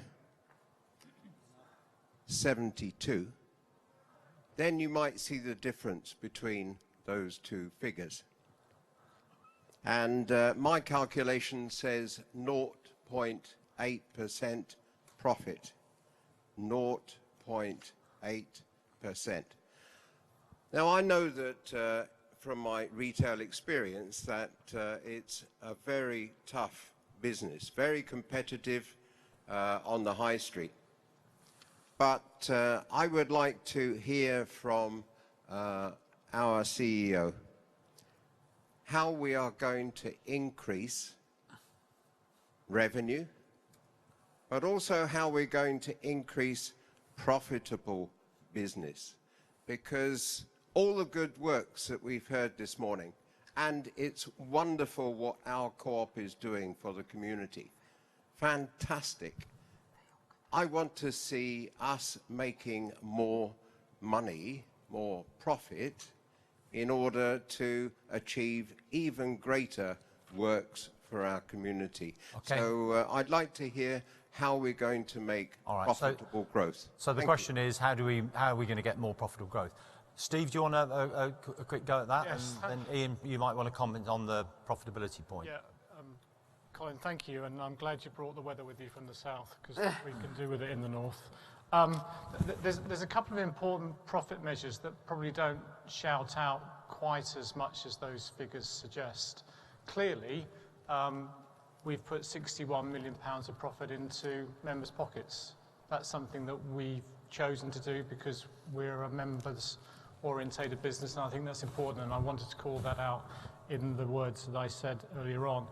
I think the other important statistic is that if you look at our food margins, they are bigger than Tesco, they are bigger than Sainsbury's, they are bigger than Morrison's, and yet we are 5 times smaller than Tesco. So I think actually the team are doing a tremendous job actually squeezing out the profits that we've seen during 2017. Now, there's an important theme that I'll come back to in the second conversation with you, which is about the next 5 years. And within our plan of stronger co-op, stronger communities, 2 important elements sit at the heart of that. One is the ambition to get more product, more co-op product and more co-op services to more homes. So let me just give you an example. Because of the deal that has now been successfully struck with NICER, instead of serving 2,500 of our own stores and 1,000 1,000 independent co-op stores, we're going to serve another 4,000 stores because of that deal. That will bring profitable growth. The other important thing is this phrase that we're calling fuel for growth.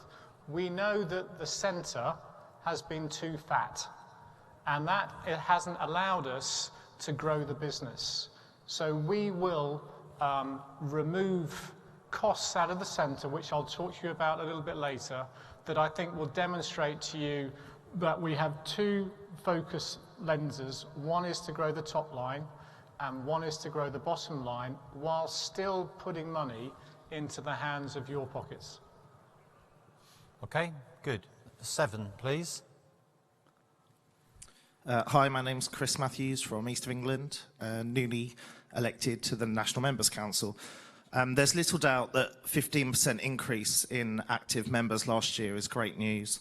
I wanted to ask, how will you look to further this next year, ensuring that members continue to be engaged in the co-op difference, and also the opportunity for them to feed back their views and opinions? Thank you. Okay. Steve, you want to do this one? Yes. Look, we've got off to a reasonable start. We know that 5 and 1 is moving our membership numbers up, and we shouldn't forget that for us to feel really comfortable that we're a membership organisation, that 50% of our sales should go to members. Today, about 35% of our sales go to members, but a year ago it was about 21%. So the membership scheme is definitely doing good for us. It's, however, something that we want to evolve and get better and be more relevant to what we think members may need. And you'll start to hear a little bit about that when Matt talks to you about how community could well relate to the things that we're trying to do through membership. We do now have some really good advisory teams that we've set up with Nick and the council, and there is one that gives us good support around membership, and that's critical because as we seek to evolve a better scheme, one that actually resonates more with our members, then we want the council to play an important role into it. So early days, certainly making a difference in terms of member numbers, which I think is the most important metric, but we want to actually evolve it and make it better both for members but also for our sales line. Okay.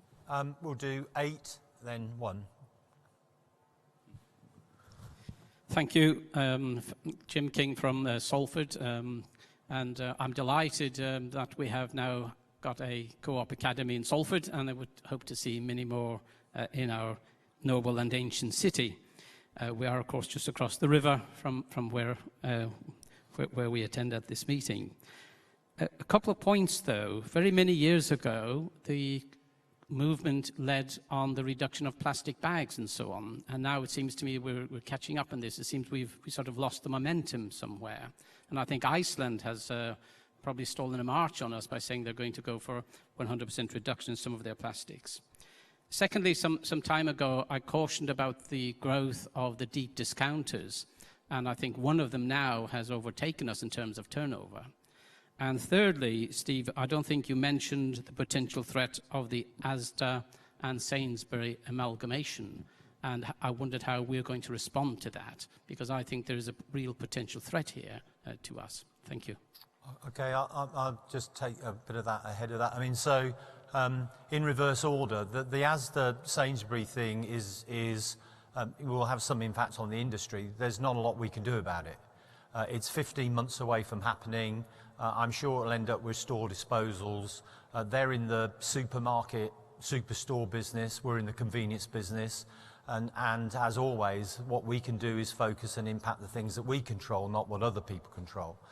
The second thing is your point about discounters. Remember, we're a convenience operator. Our objective is to be the best convenience operator in the world. We're moving in the right direction. We've had industry-leading like-for-like growth for 4 years, and our like-for-likes in our convenience stores are still running in that 3 to 4% rate. So that is a sign that actually, by focus on what we're doing, that's working for us. My own personal view is that the industry is getting closer to the home, not farther away from the home. So just being around the corner for us and being a convenience operator, I think strategically, from a consumer fit pace, is a much better place to be than big superstores stuck out on the middle of nowhere. So we're always cognizant of competition, but we're very mono-focused on what we can do. And that is why the co-op difference starts to make so much difference. We need to focus on what we do differently and what we're unique that others cannot do, because you compete on uniqueness and not on sameness. Do you want to make a point just on the plastics, Steve? Yeah, no, Jim, thanks for raising the plastic situation. I think we just have to be a little bit cautious here. So again, it's great that everybody's waking up to plastic, and I hope I made the point that with your help, we've been focused on plastic for many, many, many years. And we had it as a theme around recyclability a year ago. When you come out with some of these audacious comments to ban plastic, there are unintended consequences. You know, the vast majority of what we eat when we buy through supermarkets today is contained in a plastic material. Banning plastic material before we found a suitable replacement means that there will be more waste. And we need long code life in the natural rhythm of how we run our lives today, and plastic as a material has provided that. What I don't want to do is leap to the headline of banning, because actually I think there will be worse consequences coming down the line.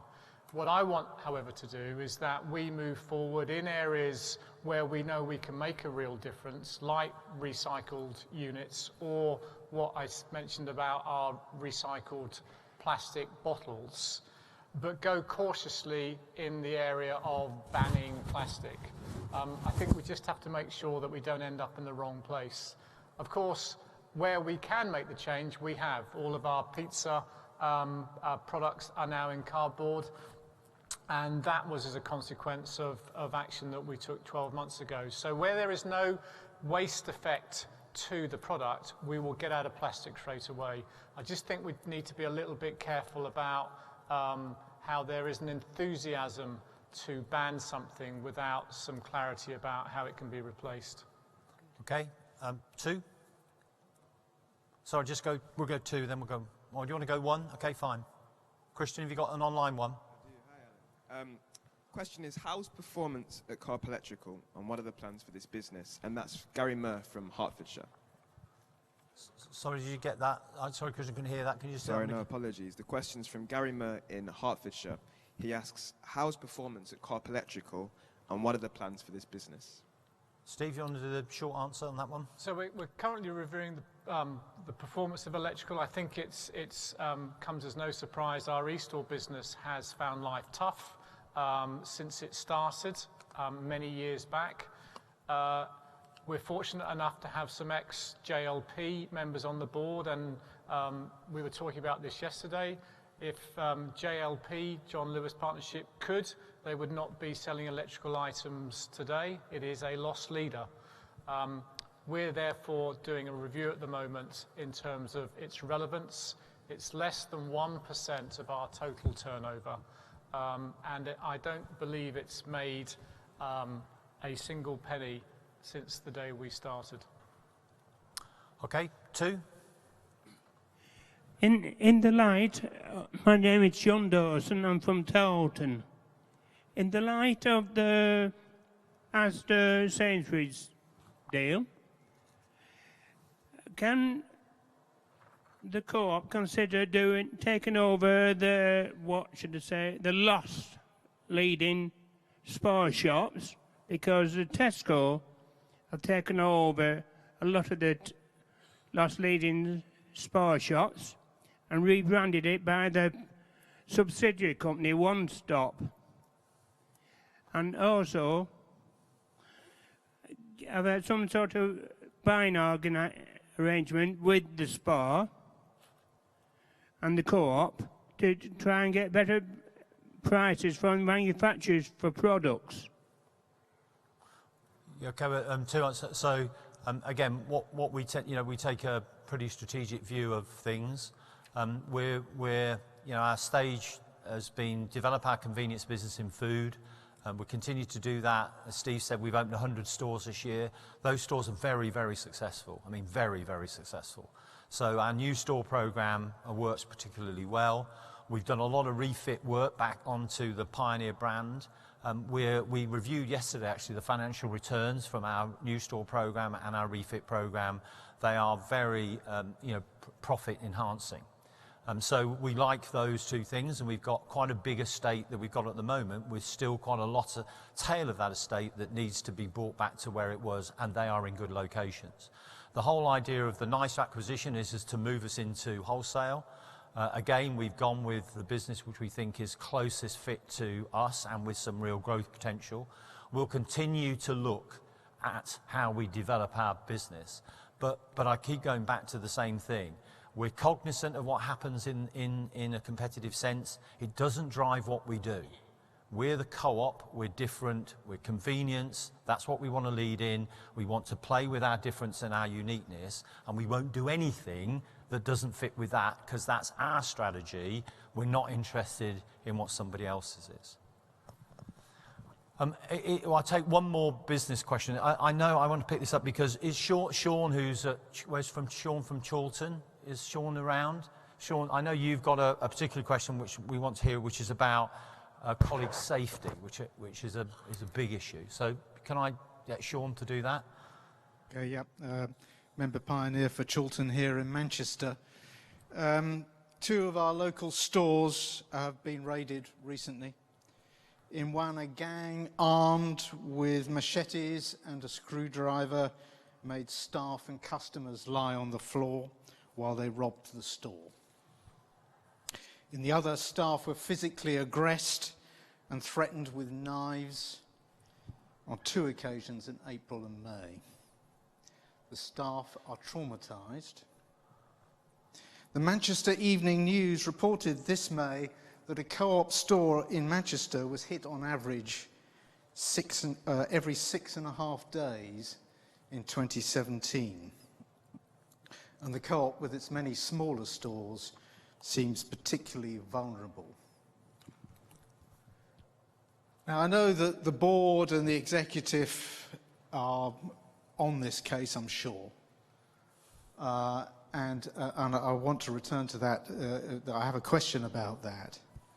But our local members group is asking this. The co-op is doing well. Congratulations to the board on the success that's been reported today.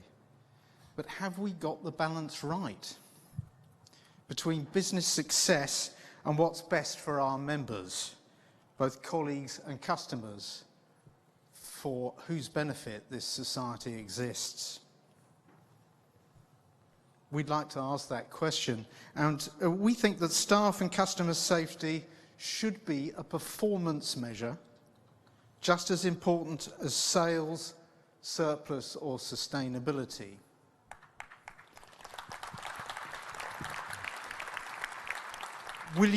Second question then, will you commit to reporting to members on how often we're being hit and what you're doing about it? Thank you.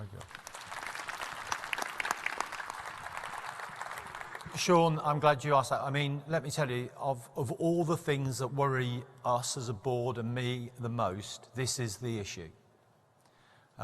It is something that is increasing in a way which is unfathomable. And for us, it is the number one issue.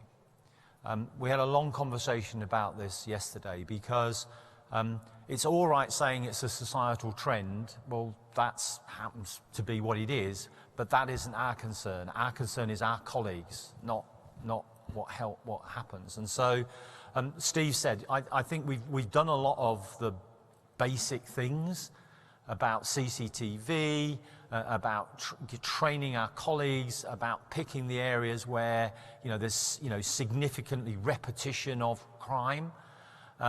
But it's not enough. And I think we need to tackle this in a slightly different way, which is a co-op way, because I think we're focused on what we can do to protect our colleagues in our store, if you like, and we've got to continue to do that. But I think we've got to start thinking about how can we have a greater impact on the community and particularly the perpetrators of that.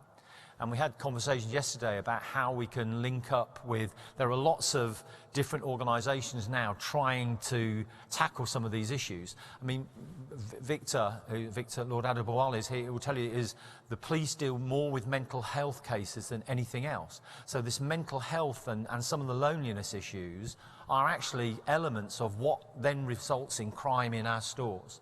So yesterday we had a long conversation about this.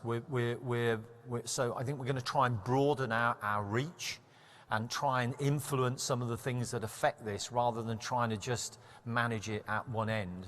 We're going to do the two things in parallel, and I will make the commitment to you, we will report on this, and we do report on it today, and it is one of the numbers that when we look at it as a board, it is the number that horrifies us the most and gives us the most trouble.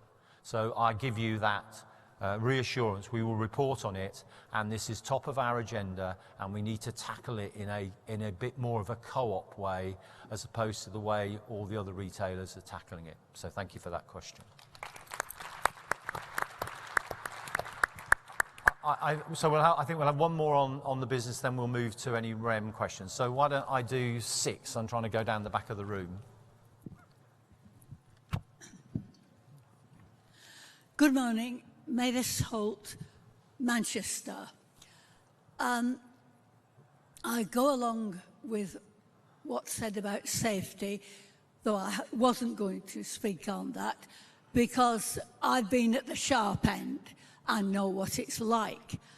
But the issue I wanted to raise was to go along with the gentleman who asked about electrical sales and distribution.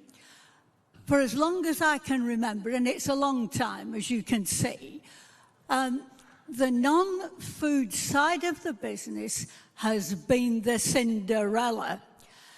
Well, originally, the co-op used to put things in this order: food, money when we're on the bank, funerals, and travel and non-food, even when there were stores full of furniture, household goods and electrical, it was still the Cinderella.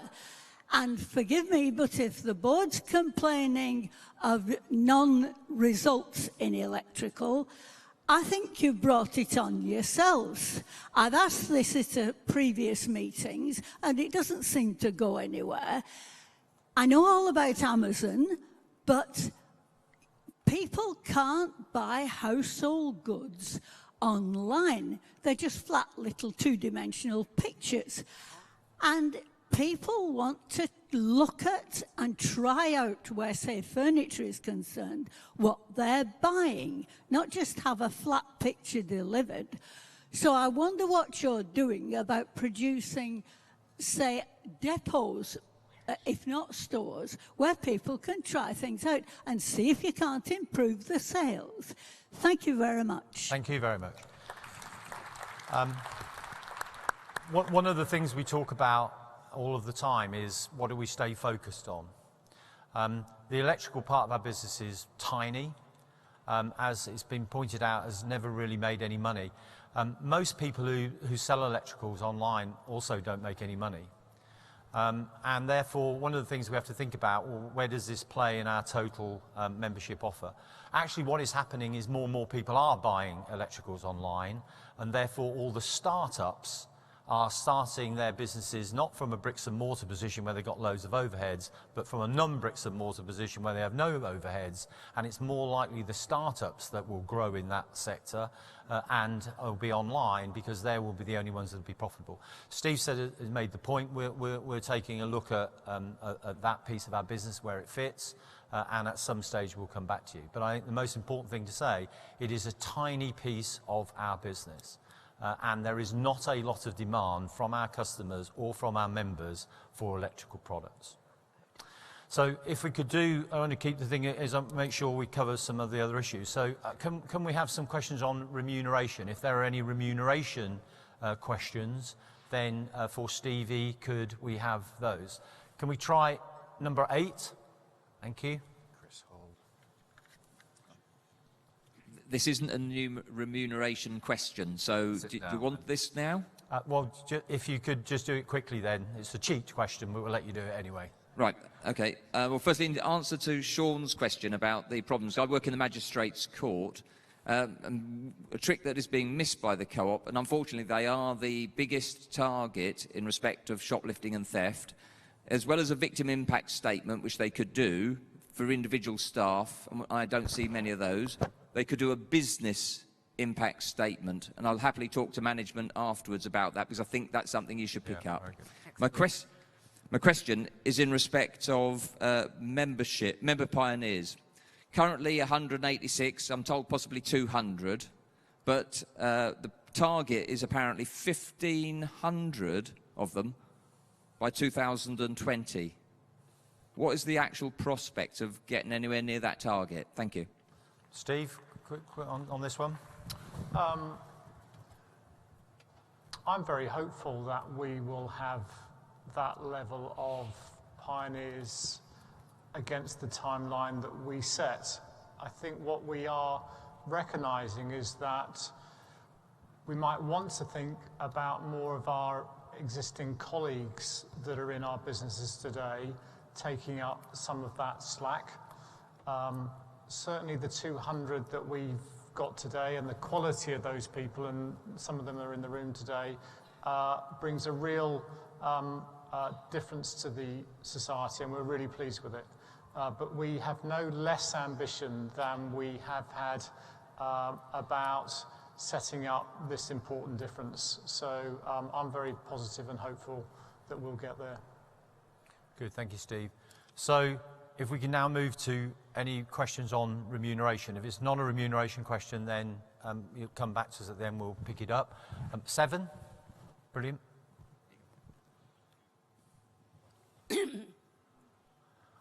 My name is Sylvia Jones, and I think you can tell by my accent, I'm one of the very few members that are here from Wales again this year. Like the previous question. And I am going to speak on remuneration, but not about remuneration of the top dogs. I'm looking at in the report given by Stevie, it just said that the staff would be having, I think it was 21.5% increase or something. It was a big figure because it was going through quickly. Perhaps I didn't get the figure right. But it doesn't matter whether I had the figure right or whether I didn't. It is a figure that they're going to be having an increase. But I want to ask, what is the point of giving staff an increase in their remuneration or salary when you are cutting hours regularly in each of the stores? I come from a very cooperative area. We had a cooperative store in every little township in the Rhondda Valley where I come from, and we haven't got so many now. But what is happening there, I'm not happy about. And I would ask you, you've given an assurance of something you would do today. You gave an assurance when you became the chair, first of all, that you would visit every store in the cooperative society. And I threw out the gauntlet to you that if you come to Rhondda Cynon, where I come from, I would go round with you free of charge. I wouldn't charge for my service to visit those stores with you, because I've got a good relationship with all the stores in Rhondda Cynon. So is your and yet I haven't heard of you going anywhere, not even to a store in Manchester. But, you know, I came last night to be able to be early today. Otherwise, I couldn't have got you. So one of my concern is this. The morale of the staff in the stores is very, very, very low. And ask how many of the staff are going off on stress because of the cutback all the time. And the store in Treorchy, where I go to shop regularly, I got a cutting out of the paper. I'll read the heading and I can give you a copy of it later. Brilliant. It's Rhondda Leader, January the 4th, 2001. You've got that, the date? So, Sylvia, is your question, yes, what are we doing the town about... store reopens after £400,000 revamp. They're still waiting for a good revamp again because they haven't had one in 17 years. And the remuneration I'm concerned about is not the top ones, is the ones that are at the butt of the work. They are the ones getting the profit in for you, not the people at the top. They are helping to spend it, but not spending it, as far as I'm concerned, in the right direction.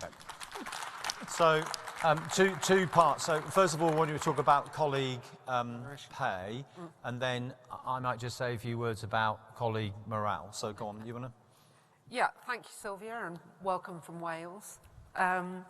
I think that the only thing that I would disagree with in what you've said is that all our colleagues contribute to the success of the business and to our profit. So it's not just the people at the shop front who contribute to the profit.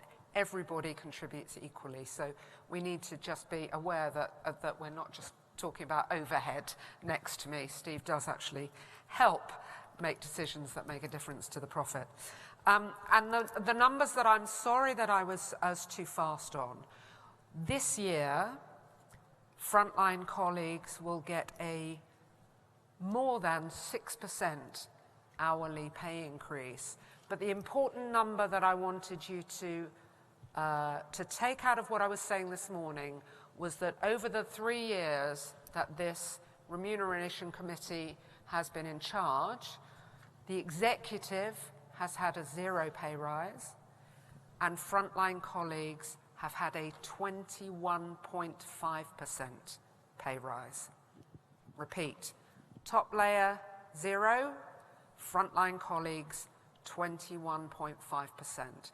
So I think we are all working in the same direction to start to narrow the pay gap by increasing pay for our frontline colleagues. Okay. And Steve, do you want to just mention on the morale point? Yeah, well, I think just a couple of things. We obviously have a way of measuring morale through talkback. The last 3 years has shown actually that that's been very much upper quartile, although there is always more for us to do. And what Joe and the food team need to balance on hours is where we are bringing more efficient systems to take unvalue-added activity out of the store to release time for colleagues to do their job. Sometimes we don't get that balance quite right, and it's always good that the AGM and Council remind us of this. And I know that Joe and Chris Whitfield are continually going back round to try and get the right balance between taking out stuff that we don't want our colleagues to be burdened with, driving the efficiency and the profitability of those sites, but as you rightfully point out, if you go the wrong side of the line, then morale can go backwards because there aren't enough hours. So let's take that away. I think there's no silver bullet here. We have to keep working at it, but it's always helpful to be reminded. Good. Okay, another REM question, 6, if possible. Andrew Bryan, Newhaven East, Sussex. What is the average annual pay for co-op employees? Yeah, I can answer that. The average for 80% of our employees is about 20,000. So we have 80% of employees, of colleagues, who are earning less than 20,000. Much of that is driven by the number of part-time colleagues that we have. Okay, 8. REM question. Hello, Pat Thorpe from Yorkshire. I'd also like to talk about staff. And also, I shop in 3 different supermarkets in Yorkshire. And in every single one of them, I don't see staff very often these days. They have to call people to the tills, whereas when there's a queue, in the meantime, they have to stack shelves. There used to be separate people to do those jobs, and quite often they were filled up overnight. Now that's one point. The other point is, from what Sylvia brought up earlier, is the number of hours people work. It's no good having a remuneration of a high quality, and I think it's quite fair what you're doing now in that respect. But if you're only on 8 hours a week, that doesn't get you a living income. So don't matter what you pay them. Yeah. So it really needs to be the hours that individuals get that are increased rather than their remuneration. So, I mean, just 2 points. I agree with you. I mean, so first of all, a lot of the hours are decided by the colleagues because they need that flexibility in terms of which to mix. I think our principle is, clearly we need to have a mix of the 2 things, but we quite like colleagues to have longer hours if it's all possible, because of course they're more experienced and all those things come into play. So it's how do we manage the mix, but the principle of what you say we totally agree with. Last one on REM, if we can, on 2. Hi, my name's Alex. I am a colleague and a member as well.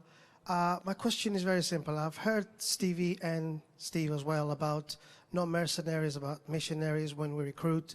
I'm a colleague, and my frustration the last few years has been that we have a very high turnover of management and retaining that management and attractive talents. And it seems that, as I said, I get the missionary, I get the members, the values, everything, but we don't attract a lot of people, high talents, if you want.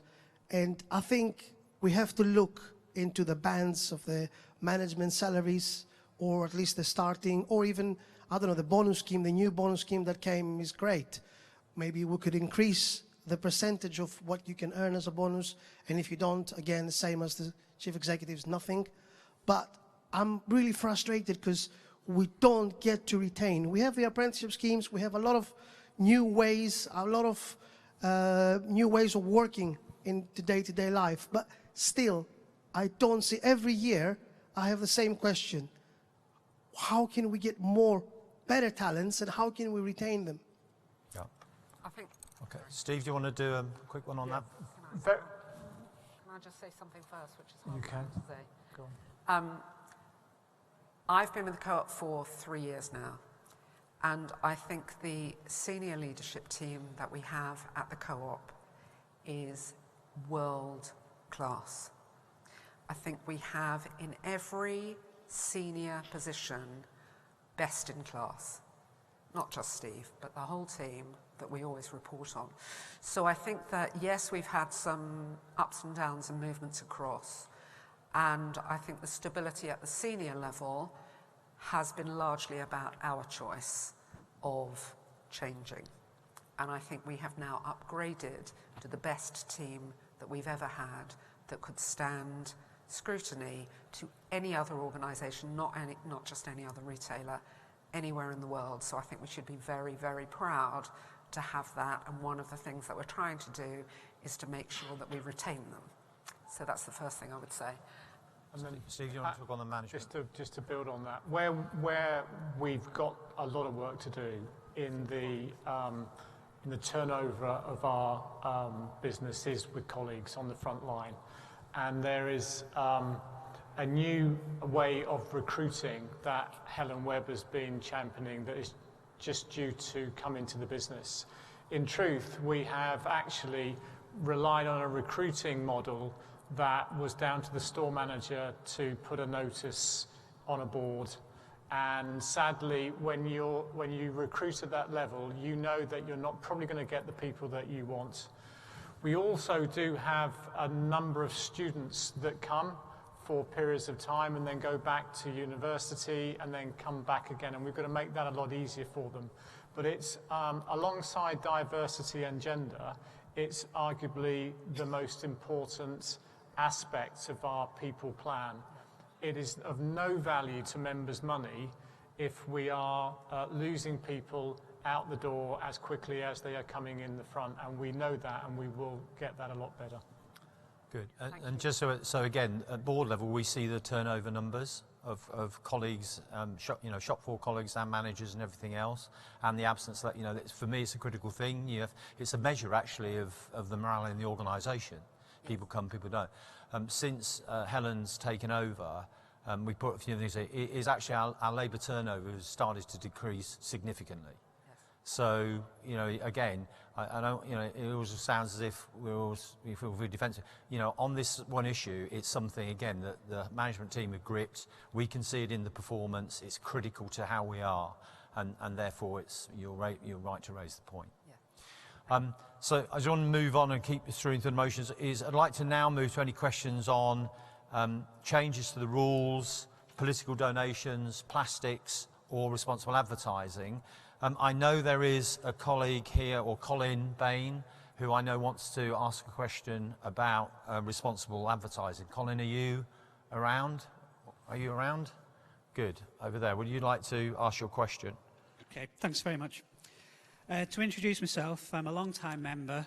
I'm a former social goals colleague, and I am a non-executive director of Stop Funding Hate.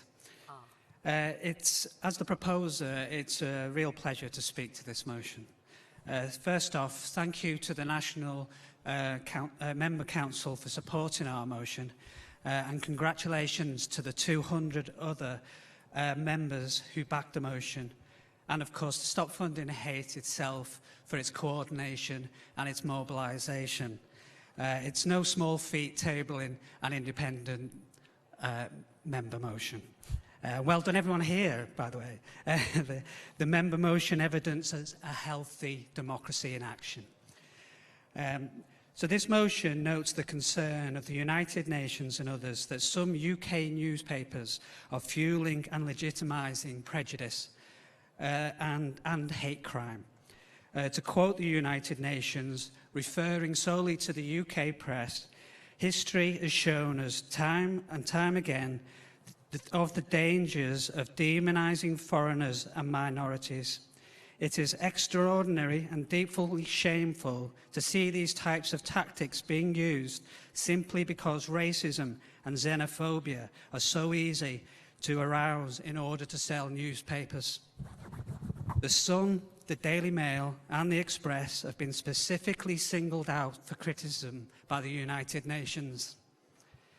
It is notable that a recent YouGov opinion poll found that 64% of Co-op Group members believe companies should withdraw their advertising if it is placed next to content they think is racist, sexist, homophobic or xenophobic. And unfortunately, this has happened with Co-op adverts. Members have raised concerns about our considerable advertising budget being used to fund such content. I'm sure the National Member Council will remember the sackloads of Christmas cards in 2016 that wished goodwill to all year round. The motion notes the positive response members received with the announcement soon after of an advertising policy that sought to influence newspaper advertorial. It gives the board the opportunity to report on impact, otherwise and preferable for an ethical advertising policy to be introduced that excludes advertising channels that are incompatible with cooperative values, ethics and principles. On behalf of the motion's backers, I can say this would be our preference. After all, financially supporting publications that promote hate and division is to undermine cooperation and is the antithesis of our values. And let's be honest, the Daily Mail, for instance, shared none of our values, as evidenced just this week by them calling for an even more hostile environment for immigrants. Not illegal immigrants, they were calling for a hostile, more hostile environment for legal immigrants. That includes anybody who's not born here, including many of our staff, our members, and our customers. It was very welcome to see the quote from Steve Morells at the NUS annual conference last week stating, "We have no fear of using boycotts as a mechanism to support our membership."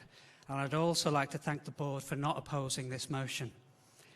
I should clarify, however, that an ethical advertising policy is not a boycott per se, but it is a systematic policy that screens potential advertising procurement. Given the concerted attempts by some newspapers to delegitimise the idea of ethical advertising, it is understandable there will be some hesitance to support the motion's goal. But this is an important emerging corporate responsibility issue that can't be ignored. The United Nations, for instance, stated, "Elsewhere in Europe, there has been a similar process of demonisation taking place, but usually led by extremist political parties or demagogues rather than an extremist media." That's how bad it is here, and we can see the consequences. The Co-op has always been at the forefront of social responsibility policy and practice, from fair trade to its rather spectacular actions on modern slavery. Here we have another opportunity to show our difference by quickly and bravely, to be honest, it is a brave move, but doing the right thing is the cooperative thing, and this would address one of the biggest societal challenges that we face today. So I hope that this AGM supports the motion, and I'll be interested to know how the board expects to proceed if the motion passes. Thank you very much. Thank you, Colin. Just a couple of observations. You heard Steve's approach to this. I mean, the board's view is this is something that should go to the members, and then when the members have voted on it, the board should reflect on it. It isn't obviously as simple as everybody would like it to be. Steve showed you the numbers. There's a large sludge of our members who buy these newspapers. Over 1 million of our members buy these newspapers every week. And secondly, I think the thing that Steve started to do already is actually, in a strange way, quite a brave approach, which is we go inside and actually we use these newspapers to tell the real story. So, I think there are different ways to approach this situation. I think we're all looking to do the same things. I think the thing for us to do is there should be a vote on it, the board should reflect on it, and then we should come back to you and let you know what that deliberation brings. But Colin, thank you for so articulately raising the issue. Is there any other questions on that particular issue? Should we go to 7 on the... Yep. Hello there, my name's Ryan Day. I've come over from Grimsby. I've just got a general question. I hope it fits into this category about responsibility at the co-op. I was doing some research into attacks by gangs using acid formula, and I wanted to bring it to the co-op and suggest, could we maybe move forward as a responsible retailer in restricting the sale of them products, what the people are using? For example, the water bottle here is specifically being used by the people on the streets what are filling it with acid and doing attacks to innocent people, sometimes robbery incidents which could affect you, me, our colleagues, your family. And I think the police in London area was looking at retailers moving these items behind the counter to restrict them for sale and theft by the gangs. Could we put that forward as an idea? Steve, you want to just pick that up quickly? Ryan, I think I'm right, and I know Joe's in the audience, but I think we have removed all materials that in the past these individuals could go and buy and create the solution that clearly is acid throwing, which they then throw over people. So I think we're actually already doing what you're asking of us. I think we came out straight away. It certainly was something that we were most worried about. Does that actually answer your question? Because I didn't see what you were holding up. Yeah, just to be further, just to recategorise, the research I was looking into was actually products you can already buy as cleaning products, such as Drain Unblocker. And also, I was pointing out that the water bottle, obviously this water bottle here, is what the obviously gangs are using to obviously conceal that. And I think maybe we should look at that further. I know obviously the sports bottle is ideal for people, but obviously it's, you know, you squeeze it, the water pours out at quite a rapid, and that's what they're using. Could we maybe go back to twist caps to prevent that? But it is, but just to recap on the products, it is things like Drain Blocker. They don't have to mix it, they can just use it ready to go. Let's just, we'll pick it up. Okay. Well, as I say, we think we've made some progress, but we'll check with Joe afterwards to make sure we're on track. So again, just going back to the motions, any on change to rules, political donations, plastic or responsible advertising so we're on the motions. Table 2. Thank you. My name's Juliette Phillips. I'd like to pick back up on the topic of plastics. First, want to acknowledge that over the years, Co-op really has been a leader in this respect. But as it was mentioned by a gentleman earlier on, recently supermarkets like Iceland are now pioneering the way. And recycling obviously has a role to play, but we can't recycle our way out of this problem. Plastic consumption has soared exponentially in the last 20 years. And the UK simply doesn't have recycling capacity to deal with all this waste. And this was evident after China shut the door on recycling imports and plastic started to pile up at recycling plants in the UK, sent to landfills and even burnt. I agree with Nick's point about the need to take a holistic approach, but it does seem there is much more the Co-op could be doing to clamp down on pointless plastics and encourage a shift away from a throwaway society. Would Co-op consider setting targets to further reduce its plastic footprint as a matter of urgency, starting with unnecessary and unrecyclable single-use plastic items and packaging? Thank you. Steve, quickly on. Yeah. I think in the interest of time, let's take it away. I think we feel we're leading in many areas here. It's always good to have another challenge. Let's take it away and see if there's more we can do. Okay, we'll pick that up. So again, on 4, this is on some of the motion points. Lady at 4. My name's Christine Smith. I've travelled in from Bury, although I was born in County Durham in a coal mining village where the Co-op was the only shop. The question, I've noticed you've got the council and you've got the pioneers. Do any of these people actually go out and talk to clubs and societies about the Co-op? Yes. Because... Yeah. Right, Pioneers, do you go out and talk to people? There you go. Where do I make contact with them then? You just walk across the table and tap one on the shoulder. Okay. Good. Okay. At the back, again, on the motions, if we can. 8. As if by magic, it's Tony Vale here. I am a co-op member pioneer from East Anglia, or Norfolk more specifically. I just want to look on the reverse side of the responsible advertising around the challenges that communities have, and that's about knowing what's going on in their immediate area. The local newspapers are under quite a lot of pressure these days. They don't employ staff. They don't go out looking for news. In fact, they're quite happy to have people like us on the ground feeding them with information, which we'll endeavour to do. However, if the co-op, through its various businesses, have got fairly substantial budgets, then directing a very minor percentage of those to community publications, quality publications, even online ones, is a very effective way of using advertising as part of the marketing process, but equally to sustain the community. Things like volunteering, if people don't know what's going on, their local community centres are under pressure because they can't get volunteers to run them.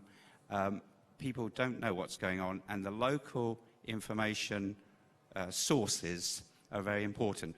It so happened that the word scoop that we associate with news stories is an anagram of co-ops, so I think there's something to be said there. Very good. Again, we agree. I mean, it is interesting. Of all of the numbers that Steve puts up and Ian puts up, for me, the most powerful number is the 8,000 communities. You know, the money that's gone to the 8,000 communities. And that, for me, is the most powerful thing. Interestingly, to your point about local press, the local press pick those stories up fantastically well. We're normally front page on those things, and so the local press, I think, play a very important role, because, you know, we're community up. That's the way to think about it, and that's how they are. To your broader point, watch this space. Matt may not talk about it today, but what you are talking about is something that we're all over at this moment in time, and I think you'll see developments on that front. 6 at the back, again, just if we can stay on the motions. Can I give you some good news? You certainly can. I'm Peter Cox. I'm the member pioneer for Cardiff West. We have just started discussions across the whole group of businesses in Cardiff, talking with the local council about ways to reduce waste across the whole business and to help them inform people about how to best recycle the things that are recyclable. And this is a huge project, but it's one that will be driven by the co-op with the local council. And I'm really pleased that it's the member pioneer system that will have brought about this relationship. Brilliant. Well done. I will take the last couple of questions. Number 1 over there. So you have to have your mic up, Christian. Keep talking. Keep talking. Keep talking. You'll be fine. Hello. Good. Hello. So a new one that's just come in online, Alan. It's what are the co-op doing to look at new high-profit markets aside from our core businesses? Okay. Steve, quick one on this. Well, I'll talk about a couple of areas that we're seeking to trial through our ventures platform probably in the next 10 minutes. So watch this space. I think we're going to cover that in the next phase. 2. On plastics, Sainsbury's, you can actually... Oh, I'm Richard Dyington from Oldham, sorry.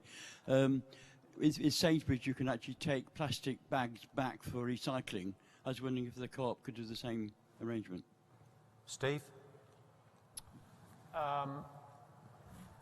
You want to think about it? Why are you shopping in Sainsbury's? Yeah, good point. Organic food and Or do you just take your I think co-op that bags answered back that one. No, last question from Seven before we vote. Go. Munir Malik, ordinary member from London. I'd like to support the motion moved by Colin. It's in keeping with what the co-op movement has been doing for many years. And it was great to see Steve Murrell's report cover a lot of the work that we as an organization do on fair trade and ethical issues. It is quite right that we should be opposing racism and xenophobia in all its forms, particularly with the recent Windrush scandal. I hear what you say, Steve, about the papers that are read by our customers. We've got some leverage in there by the amount of money we spend with these newspapers in advertising. We can go behind the doors and speak to the editors of these papers and talk about our ethics and make our trade with them conditional on them supporting our values that we trade under. And that is our USP. We should be using it as we did in our opposition to apartheid many years ago, and that was well acclaimed, as we did in providing fair trade from Naivasha in Nairobi, very close to where I was born, and probably fit into the Windrush community here. I can tell you a few stories about that too. I think the co-op group will keep its position where it is in the world of business if we can use our business to change the values of society that we trade in. Thank you. Good. Okay, well, and that's, as always, some good questions which raise some other topics. But now we'll move to the voting on each of the motions. So we're going to vote on each motion, and after each we'll show you the result. As always, there's a bit of a pause between the result. We've got our scrutineers here as always. They'll be doing their normal analysis, and that'll be on the website after the meeting as we always do it. Once again, we've got the electronic handheld. It said hard held on here, but it means handheld devices. Has everybody who's got a vote, has everybody got one of these? Yeah, if you haven't got one, put your hand up, we'll try and get you one. We've got the ERS, they'll scrutinise all the results, and all the votes from members who've already voted, because a lot of people voted online or by post, will then be added to the votes cast in the meeting, and then the results will be announced. All the items on the agenda are poll vote, that's therefore it's a simple majority, except for the rule amendments, which is motion 9, which needs the 2/3 majority hurdle to pass. So we'll have a little test, as always, to see if we can get this thing to work. So if you get your hard handheld in your hand, that's where you put your handheld. We're going to do a little test on the football quiz, which is who's going to win the FA Cup today? Press your buttons if it's will Manchester United win today? 1 for yes, 2 for no, and 3 I don't care or I don't know. Try that. And then we have to wait for 5 seconds.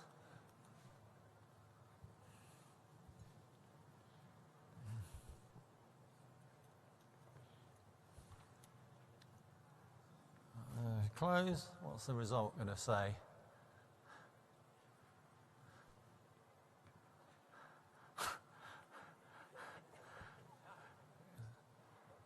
Oh, bloody hell, that's that's close, eh?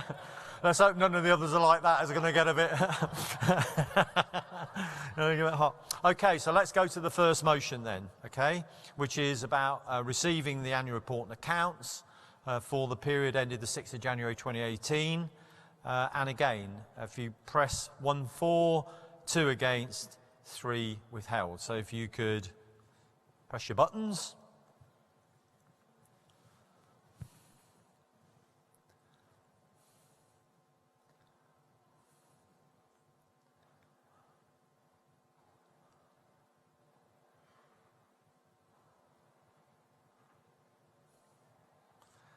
Result in a minute.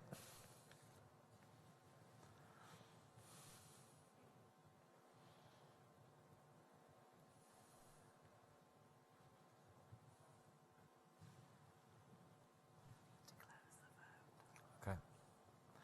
Good. So that's 98.19 versus 1.81, so that motion is carried. Thank you very much. Motion 2 is the Director's Remuneration Report. Can I ask you to approve that report for the period ending the 6th of January 2018? It's shown on pages 61 to 80 of the annual report, and it's also on the app. And again, it's 1 for, 2 against, 3 withheld. If you could do your vote.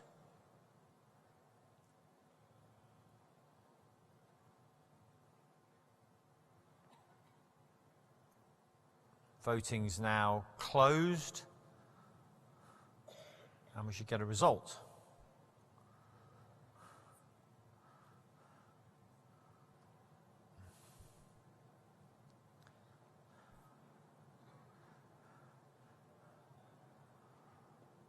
Brilliant. So again, 88.344, 11.66 against, so that motion is carried. Thank you. On motion 3, which is the change to the executive remuneration policy, and again 1 for, 2 against, 3 withheld. If you could vote.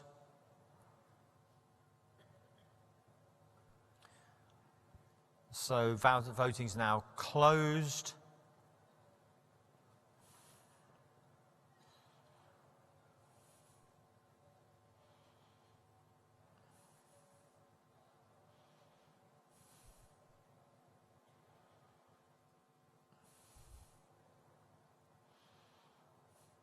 And again, similar, 84.134, 15.87 against, so that motion too is carried. Thank you. Sorry? Yours is not working?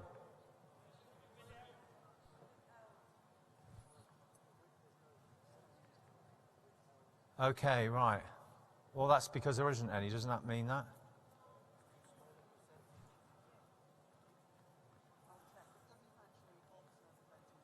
Okay. Okay, Helen, do you want to just tell us what on this, please? Can you put Helen's microphone on, please? Okay. I will ask the guys to check it out and to put it online later, but it doesn't actually change the results because a withhold vote doesn't count. So the actual for and against voting should still be accurate, but I will get them to check it later when we publish the results. Okay, thank you. The fourth motion is about to re-elect Ian as an executive director. So can we vote on that, please? 1 for, 2 against, 3 withheld. Voting's now closed.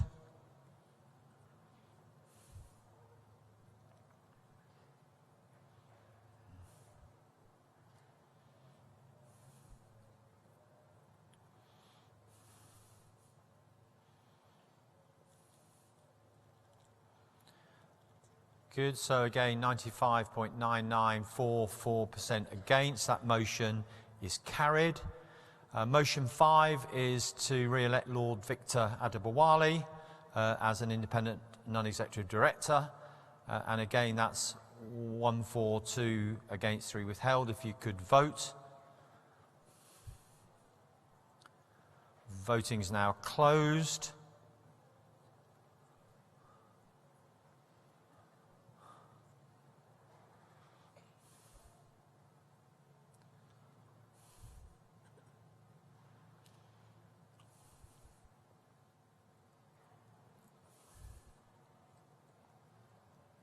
So 93.174, 6.83% against. That motion too is carried. Motion 6 is to re-elect Simon Burke as an independent non-executive director. Again, 142 against, 3 withheld. If you could vote.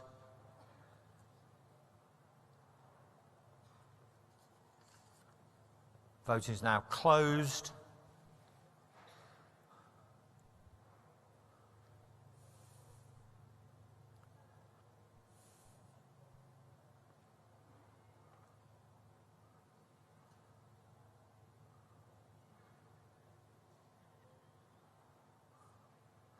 (95.374), 4.63 against, so that motion too is carried. Motion 7 is the re-election of Stevie Spring as an independent non-exec director. 142 against, 3 withheld. If you could vote.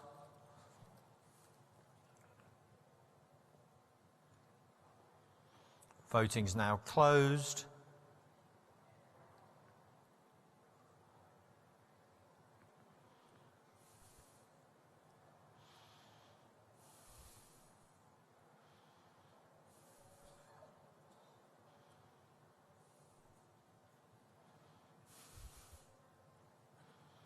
(95.724), 4.28 against, so that motion too is carried.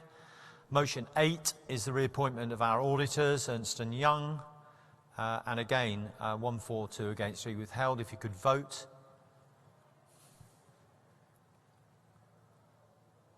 Votes closed.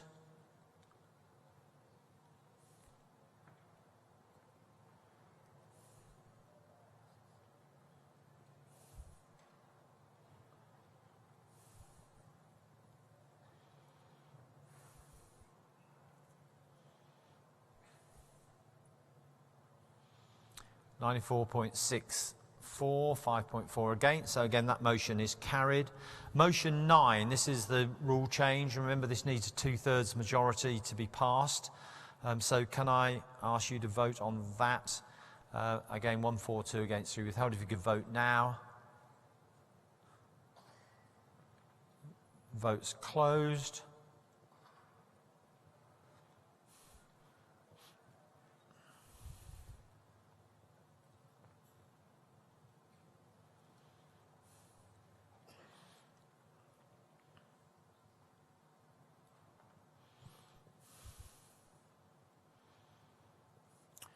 (88.914), 11% against, so it's carried and it has over the 2/3 majority. Motion 10 is the joint board and council motion on political donations. It's a regular motion, and again, if you can do 1, 2, 3, if you could vote.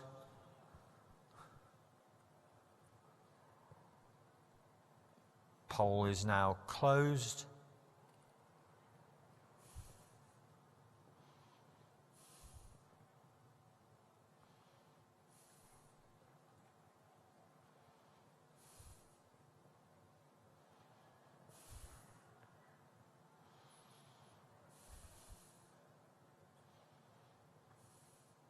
(79.384), 20.62 against, so that motion is carried. Motion 11 is the joint motion from the council and the board about plastic recycling, which Steve spoke about. Again, if I can ask you to vote.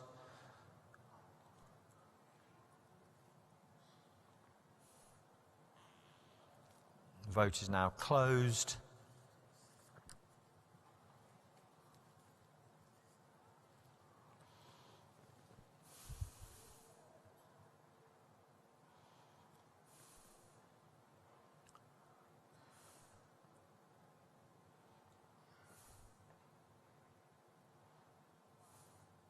(99.064), 0.94 against, so that motion is carried.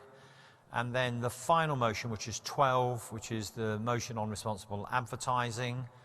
And this is the vote on the motion as we set out in the notice. So again, if I can ask you to vote your 1, 2, 3.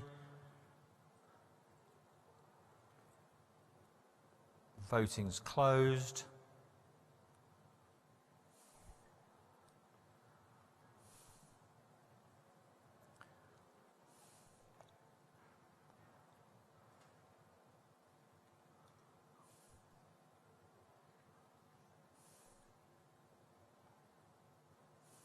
96 for, 4% against.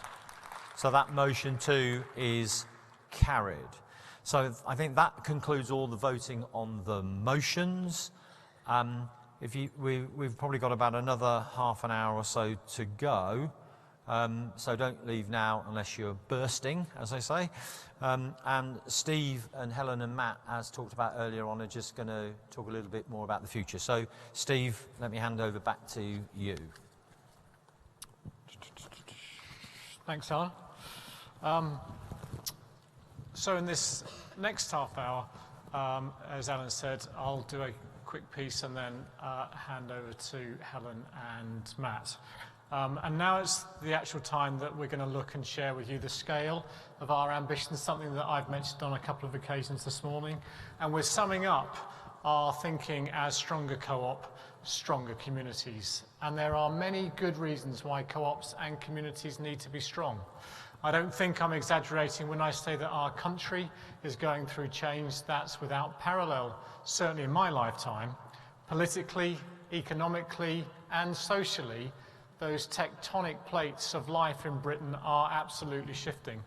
And Brexit will change our economy to an extent that we've not seen for 40 years. But there are some long-term changes that were already in play before the Brexit referendum occurred. A younger generation less well off than their parents and their grandparents, an ageing population with complex health needs, a breakdown in the trust given by people to established institutions, including big business, the revolution in how we access and share information, and local communities connecting a sense of control over their lives. The co-op is well placed to respond to these changes because of how we are owned, because of the markets in which we trade, and because we put community at the heart of our work. The co-op emerged from a time of rapid change, unsettling change in the mid-19th century. And you know that we created a movement that gave people the tools to take control of their lives in ways that benefited their whole local community. I do believe that we can play that role once again by renewing the best of our traditions and acting on the things that make us different. We have to make the most of our difference because we'll never succeed by being the same as everyone else. Demonstrating our co-op difference will determine our future. So in recent months, I've been talking to the board, the council, and our colleagues up and down the country about a very old idea, an old idea that we need to make new again. I'm talking about the virtuous circle, the co-op virtuous circle. And this is the picture we've been showing to introduce that idea. Most of you will be very familiar with this diagram and what it's saying.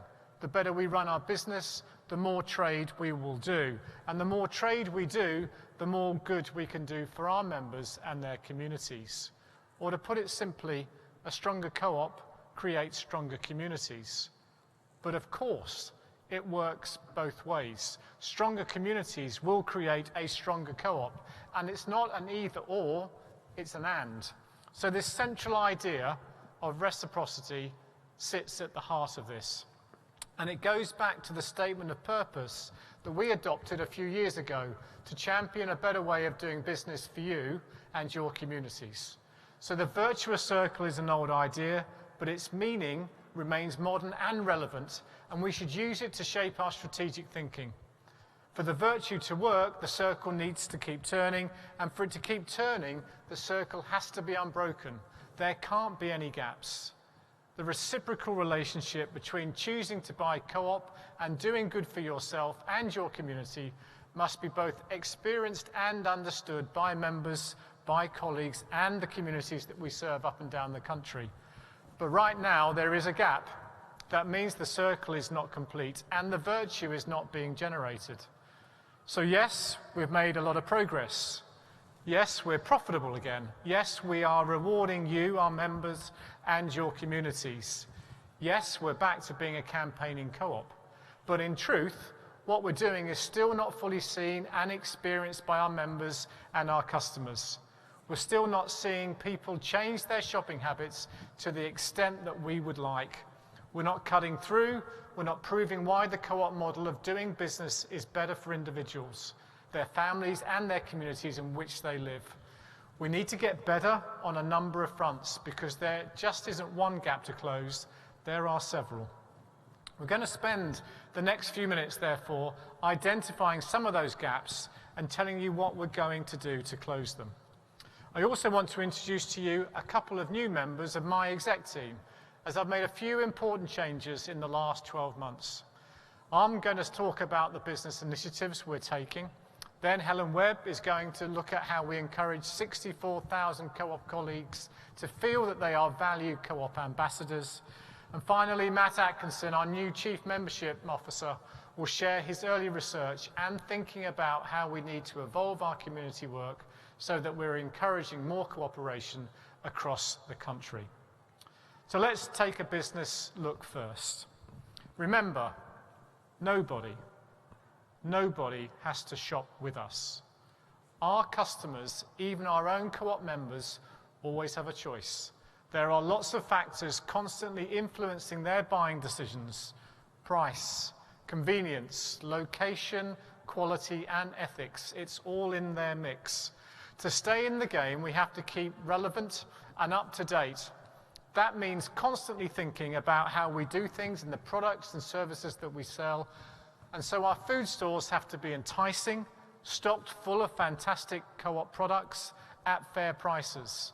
Our insurance business needs to be offering more products more competitively. And funerals has to respond to cultural changes in society and address affordability. So that's what we're doing, but that's just the basics. This is what any commercial organisation must do. To make the co-op an essential part of British life, we have to do all of this, much more besides. To do that, we must think about the whole consumer cooperative movement in the UK today. I'm very proud to be part of the wider co-op family, and I think we are making good progress, better than ever, thanks to the FRTS structure. We have to make sense of the co-op experience for all of our members and all of our customers, whichever society they are using. So let's get into some detail right now. How are we closing those gaps in our business and getting those basics right all of the time? In food, we've already invested 50 million this year to reduce prices on hundreds of products. And we know we need to do more around availability, and therefore there's a huge focus on logistics. In funerals, we're holding our prices for our at-need services. And next week, we're introducing more choice and affordability with the launch of a cremations without ceremony. What we are recognising is that many families want to spend their money on celebrating the life of their loved one in a way that's meaningful to them, rather than be looked into the traditions of the past. In insurance, I talked earlier about our innovative new travel products, and there's more to come. We've just begun a 3-month trial for members that will beat the quote of any competitor on home cover policies. And we're developing more new products such as scooter and motorbike insurance. 2 years ago, we made a commitment to drive the businesses through digital innovation. And I'm pleased to say we're now starting to see a number of digital products go live, strengthening our proposition across all of our businesses and making life better for our members and our customers and colleagues. Let me just share some of this with you now. In food, we're using digital technology to respond to the generational change in food shopping that's already well underway. At the start of the year, we began testing a new way of home delivery using a partner for beers, wines, spirits, snacks, and sweets covering Greater Manchester. We're testing mobile scan and go, an initiative that will make the great British tradition of queuing a thing of the past. Frontline colleagues told us they wanted more flexibility and control when it came to organising their working hours, something that we've talked about already this morning. So colleagues in food and digital worked together to build a new mobile application that we've called Shifts. And it's already proving a game changer. More than 10,000 colleagues signed up in the first 48 hours. 21,000 colleagues are now using it. Take a look at this quick clip. I found out about shifts through my manager. It was really easy to do. It definitely felt like everything was going to be easier. I'm going to know what I'm doing on my days off, on the days that I'm at work. I've got it 3 weeks in advance, and I also know what other people are working as well, because I have it right on my phone. I can check my shifts whenever I want. So when I'm reviewing shifts, I want to see which staff I have on which days. When I'm working myself, as a manager, I like to know I can plan before my shifts and know who I've got in the morning, who I'm going to have in bakery, and I can see beforehand where I'm going to put people. I can plan my hospital appointments and holidays and things like that, so it's much, much easier. So the staff in my store, I think they found it quite easy to log on to start with. As long as their phone number was in Datara, it's quite easy to use. Shifts have been rolled out to all colleagues in the co-op. I think it's a really good idea. It's made my life so much easier and everyone else's life so much easier. I think it's a really useful tool. I can't see why anybody wouldn't want to use it. It's so easy to use, it's so convenient, you know, you can just plan your life around it really. Now, not long ago, a puff of wind through one of our funeral homes would have sent papers flying everywhere.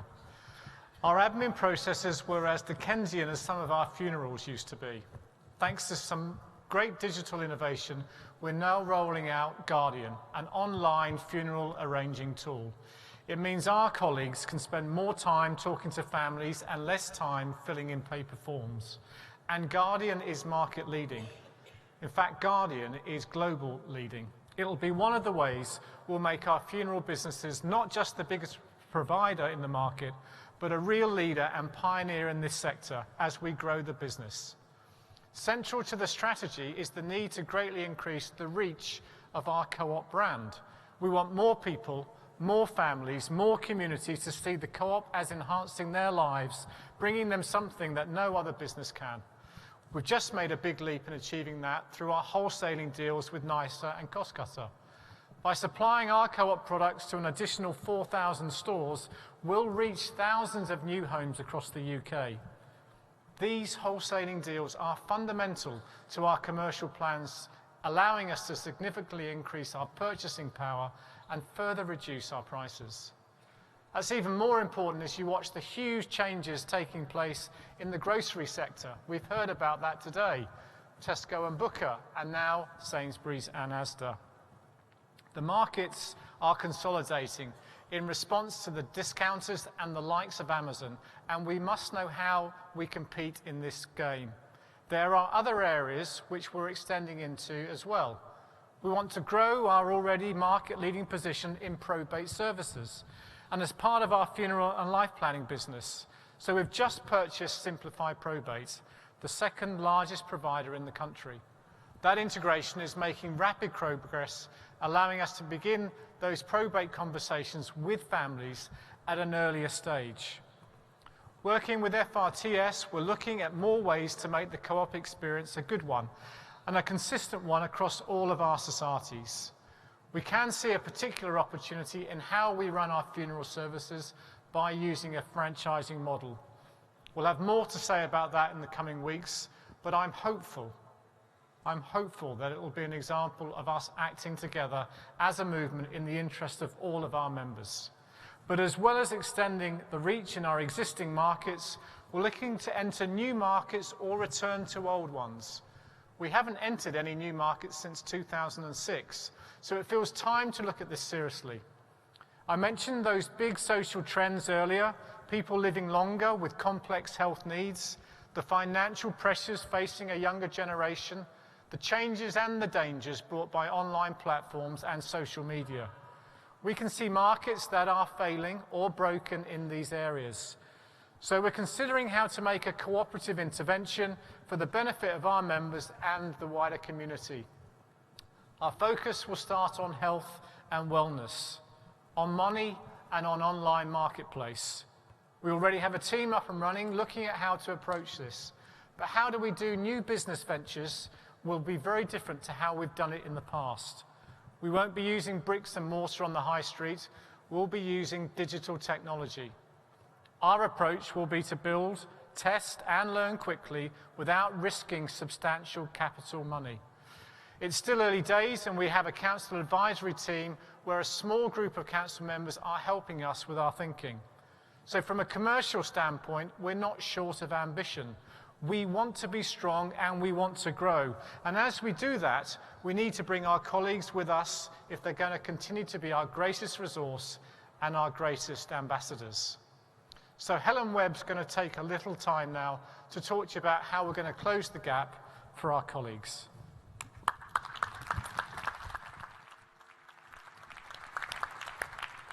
Thanks, Steve. Good afternoon, everyone. We already know what's needed to make our co-op a great place to work, and we have a really robust 5-year colleague strategy in place that will help us do just that. Essentially, we want every colleague to feel proud for all the work they do here and recognised for the part they play in our success. We also want them to genuinely know that we care about them and about their health and their well-being.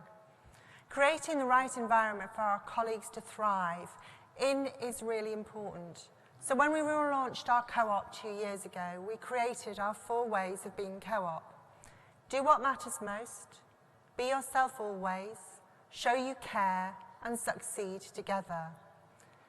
It does take time for a set of words to create the right environment, but we see great examples of being co-op every day in every part of our business. So this year we launched our first ever Bean Co-op Awards. And I'm really pleased to say we had an incredible 1,859 nominations, which shared stories of our colleagues who are delivering our ways of being co-op every day. The judging panel had an extremely hard task to whittle this down to 12 inspirational winners. They will receive their awards this afternoon at a winner's tea party, but they're here in the room. So can I ask you guys to stand up so that we can all see you?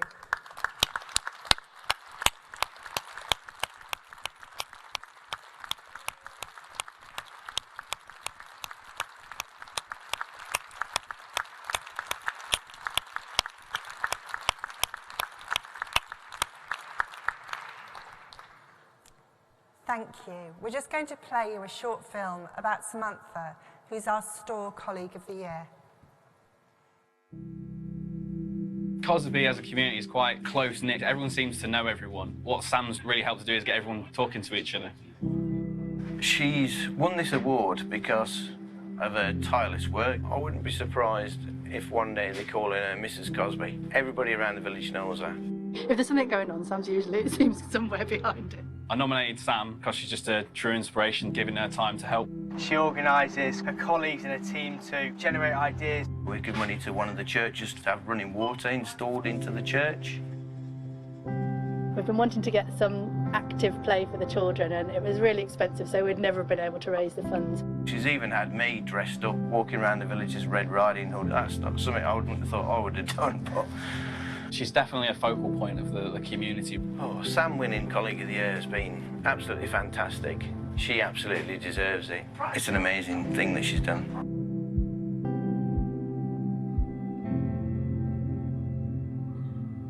Well done, all of you.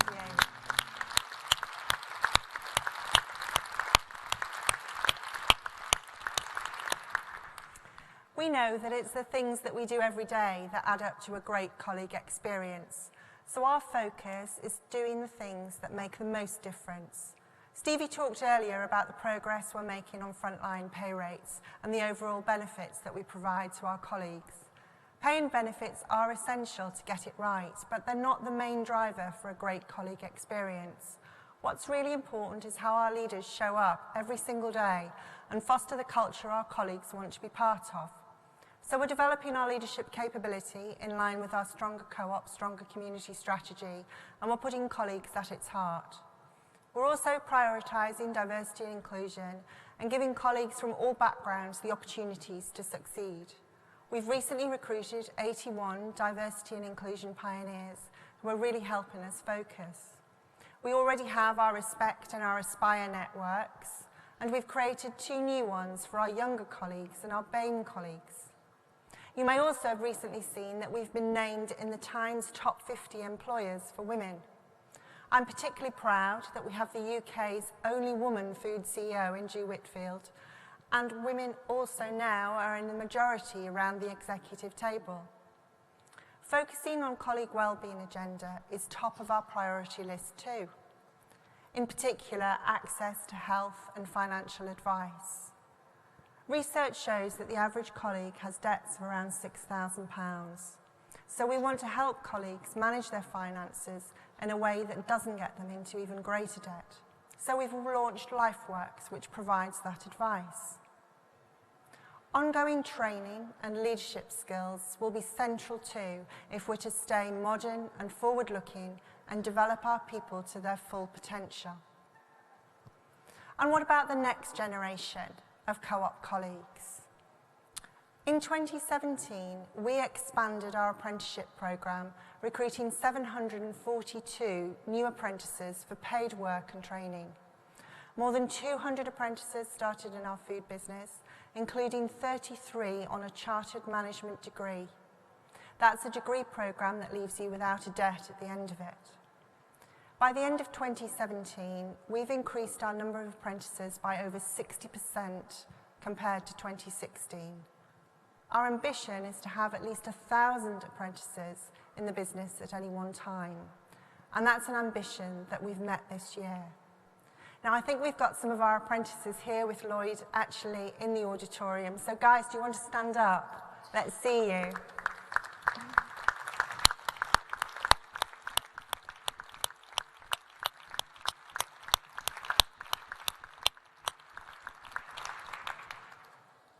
We are fast becoming a beacon of excellence in this area. Our aim is to create a talent pipeline from our Co-op Academy schools into our business, and that's already started to happen within insurance. So we genuinely are closing the gap for our colleagues, making sure that we work on every factor that goes into making our co-op a great place to work and a great place to feel part of something different and very special here in the UK. Thank you.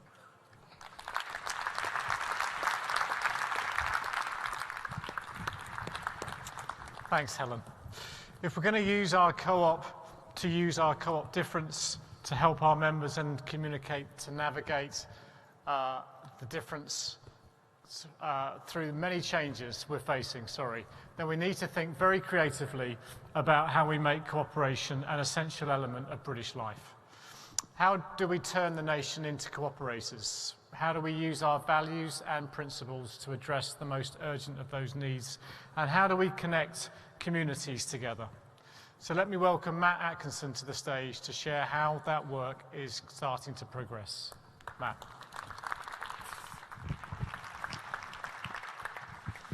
Thank you very much, Steve. So this is my first Co-op AGM. I couldn't be more delighted to be here. Such a brilliant and exciting time to have joined. And I've been getting to know the Co-op and lots of you over the few months that I've been here, and I hope to meet more of you over the coming months. While I've been doing that, I've been taking a very close look at the progress we've made since we relaunched Co-op membership. And I wanted to give you an update on that work and some of the research and thinking that we've done about how we may evolve, improve, and get the circle turning that we've been talking about this morning, and give you an early indication. So, the new Co-op rewards have proved very popular with our existing members, as you know, and we've seen many more customers choosing to join us. Last year, as Steve said earlier, we've generated £20 million of support that went to 8,000 local causes. And that money to those causes has made such a significant difference, the kind of difference that you saw in that film earlier about those wonderful boys doing work in that bicycle shop. And I'm a cyclist, so that really comes straight to my heart. You think about that work and how that's improving skills and life for children in Bradford.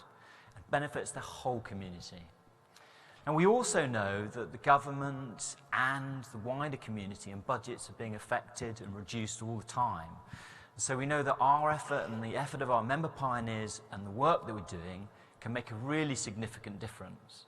So what the Co-op has been doing is really starting to make a real impact on those local communities. And it is a fantastic example of how our belief in self-help and the power of our communities pulling together is of real mutual benefit. That means, in truth, we have a real responsibility to get that right. We've set out to make not just a difference, but a co-op difference, a unique difference to those communities in which we trade. If we truly believe in the values of cooperation, we have to be serious about how we encourage and create that cooperation. Our effort has to close the gap and has to change life in a meaningful way in those communities. So since I arrived, I've been asking my colleagues some questions, some important questions about how our work so far and what our work is doing. So are we doing as much as we can to encourage and build cooperation in these communities? Are we making an intervention that only we could uniquely make? Is our co-op membership making community life stronger and more socially rich? So we spent some time analysing the kind of work the 1% rewards are supporting. This slide shows many of the good causes that we're helping. And of course, they're all worthy of public support. But look at what happens when we have an animal welfare charity in the spectrum of selection. They're always the most popular. Now, I haven't got anything against animals. I've got a couple of beautiful Cocker Spaniels at home who are a valuable part of my community and my family. But what this does show is we have to ask ourselves questions about whether in this context our priorities and our work and effort is really about encouraging cooperation and bringing people closer together. Now, of course, we do our own set of work around animal charities and we have policies and we support that massively. But we have to use our discretion and we have to ensure that our focus is in the right place. So it comes back to a question. What are we here to do? So in March, as we opened up our application for local causes to be supported from the autumn, we made some significant changes to that process. Firstly, we widened the community fund, opening up to causes that were not registered charities. This is something that our council and our member pioneers have been encouraging us to do. And secondly, we asked an additional question that was included into the application process. It's all about how is this project encouraging cooperation? How does it promote cooperation amongst individuals and groups? In other words, what would that local cause help to close the gap in reciprocity, making the relationship that Steve talked about earlier, closing the gap? So what's been the result of these changes? Firstly, we've had a huge increase, in no small part due to the intervention of member pioneers and frontline colleagues. We went from 7,000 to 12,000 applications. And that in itself opened up an opportunity to new community activities, widening our scope, receiving 30% more applications from groups that we didn't get access to before. All of this will help us to select more causes that will close that gap we've been talking about by showing the local community what a cooperative-led intervention looks like in their lives, in their communities. Meanwhile, alongside these changes, we've also studied the shopping habits of our members who have chosen a local cause. We wanted to know if there's any relationship between their shopping behaviour and cause selection. The data showed that those that select a local cause shop more with us. They come back more often, they spend more often, in fact a lot more, £171 more a year. Now, I can imagine some of you thinking, is it cause or effect? Because they might have high levels of frequency. Do we really know whether it's the cause or the effect of that selection? But in truth, does it really matter? What we found is a real signature that actually proves the gap is worth closing and it's valuable. We've made a connection between choosing to strengthen local community and being a loyal member. Our challenge becomes, of course, in finding the best way to make more of those connections, a way that demonstrates how cooperative values make a difference locally. Next week, I'm excited to tell you that we're launching a new campaign to encourage members to select a cause for their 1%. I'd ask all of you to encourage and do your thing to ensure that our members participate online and make their choice. We've also been doing further work to understand what kind of cooperative activity and endeavours would strengthen our community and connect people locally. We've been talking to our member pioneers, with our colleagues in stores, the wider communities, and to understand how people can connect better locally. We've also been talking to members who've selected causes as well as those who haven't. What would make the co-op difference where they really live? Interestingly, what we've seen is a real opportunity for the co-op, something that I'm going to be doing work on over the next month and into the coming years. What we've seen is that technology platforms like Google and Facebook are not necessarily focused on unlocking and using technology to enable people in communities to find, participate, and get involved in local activities. That's a massive opportunity because those platforms' core intentions are commercial. Ours is both commercial and social, and we feel there's a real gap for us to use those platforms and evolve them to our own purpose. We don't have all the answers, but we can see some really strong themes emerging. My next step is to share these thoughts with the board, to engage in the member council and the working groups and the advisory teams, to show how we feel this thinking can strengthen our endeavour to get the reciprocity gap closed and to strengthen our resolve to turn the wheel more significantly. So I see us evolving our membership rewards and our community activity and programmes over time so that we can build a clear and unashamed bias towards creating genuine cooperation.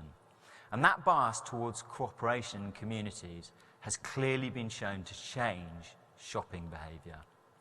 In that way, the virtuous circle turns faster and more powerfully, generating strength for our co-op and our communities. And we must look at what else we can do to accelerate that circle. How do we develop our member pioneers? How do we use technology to enable that gap to get closed? What national causes do we champion that will resonate most strongly to create that virtuous behaviour? Because we have to stay true to our ideals as cooperators. Because there is no point in copying the competition. As Steve said earlier, we will win the day by not fighting on similarity, but by accelerating and accentuating that we are different. Thank you very much.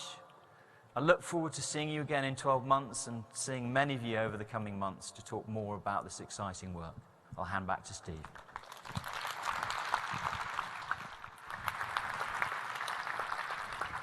Thanks, Matt. As you can see, we're not short of ambitious thinking, but you may be wondering how we're going to pay for all of this ambition. So this year, we're looking closely at the costs of running every part of our society. We're looking at this in three ways. Firstly, through organisational changes, so we have the right people in the right jobs doing the right things. Second, through doing better deals on the things we buy outside of food to help us run our business. And thirdly, through the creation of a new co-op service centre to look after our back office functions, including finance, IT, HR, and our customer and member help desks. Taking all of these initiatives together, we're aiming to find more than 100 million to help fund that growth. So let me finish by summing up for you where I think we stand. 2 years ago, we went back to being co-op. A year ago, we went back to being a campaigning co-op. Today, from a commercial position, we're well and truly back in the game. And because of that return to commercial success, we're once again creating local value and national value and sharing that with our millions of members. You can see that value through the investment we're making in our products, our prices across all of our businesses. You can see it through the money we're returning daily to our members through the 5% rewards. You can see it through the community funds we're evolving and the thousands of local causes it's helping to support. You can see it through the creation of member pioneers and the huge expansion of our academy schools. You can see it through the commitment we've made to apprenticeships and the total benefits we're providing for colleagues. But I'm convinced we can do more. Creating co-op value has the potential to do so much if we can close those gaps, that virtuous circle, and make our co-op not only respected and loved, but essential to the good health of the nation. Thank you for coming. Thank you for watching online. And thank you for believing in a better way of doing business. I'll now hand back to Alan.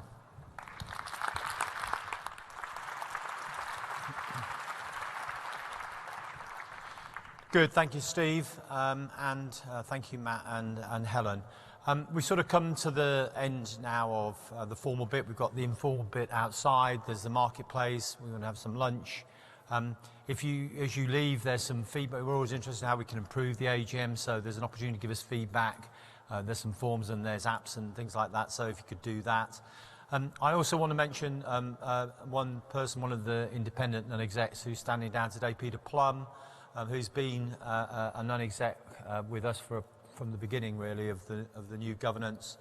He's done a really, really good job. He's just become the chief executive of Just Eat. And therefore is having to spend a lot of time, flying around the world. So he stepped down, and we'll be announcing some new appointments going forward to replace him. So I'd just like to put on record our thanks for Peter. He's been a very, very good NED. He's a current CEO, and therefore that's really helpful to Steve to have a current CEO sitting on the board, living in the same world, doing the same things day in day. So Peter, thank you very much for that. Steve, as always, sums it up nicely. It's sort of, I've been doing this for 4 years now, and the test for me of everything is, at the end of every year when we look back, are we better than we were the year before? And because it's all about momentum, it's all about progress, and I can definitely see that. But I also say, and are we better prepared for the future than we've ever been? And again, I think from the programs that Steve's talked to you about and the people we've got in place, I think we're that too. I think we're very clear about what it is we are trying to do and what it is we stand for and what is it that is unique about being a co-op. There's 3 chunks of it. Steve said, we just demonstrate there's a better way of doing business, and that's what we do. But we're in the business of business. That commerciality is very, very important to us. But we also want to be a movement, and I'm on this movement thing. That's the difference to me. We want to be a movement for good. And so showing that we can do business in a better way, showing that we're really movement for good is really what we're trying to do. Because, I say we're trying to build the co-op for the next 100 years. That's the way we think about it. This is what we've got to try and do. To do that, we have to be relevant for the communities of today. And that word relevance has never been more relevant than it is in the world that we live in today. So I think, we're making progress. There's tons of things that we can do better. There always is. But as I say, I think as members we can feel good about the progress we've made in the year, and more importantly we should feel good about how we're thinking about our future, because we've got the right things in place to enable us to do that. None of that works without the support of our members. We are a membership-owned organisation. Everybody has a part of this. And once again, we really appreciate the support you give us, the questions you ask, the difficult questions you ask too, and above all, travelling to Manchester on a Saturday in the sun, when the FA Cup final's on, when the wedding's on, and above everything else, when my grandson was born on the same day. Thank you very much.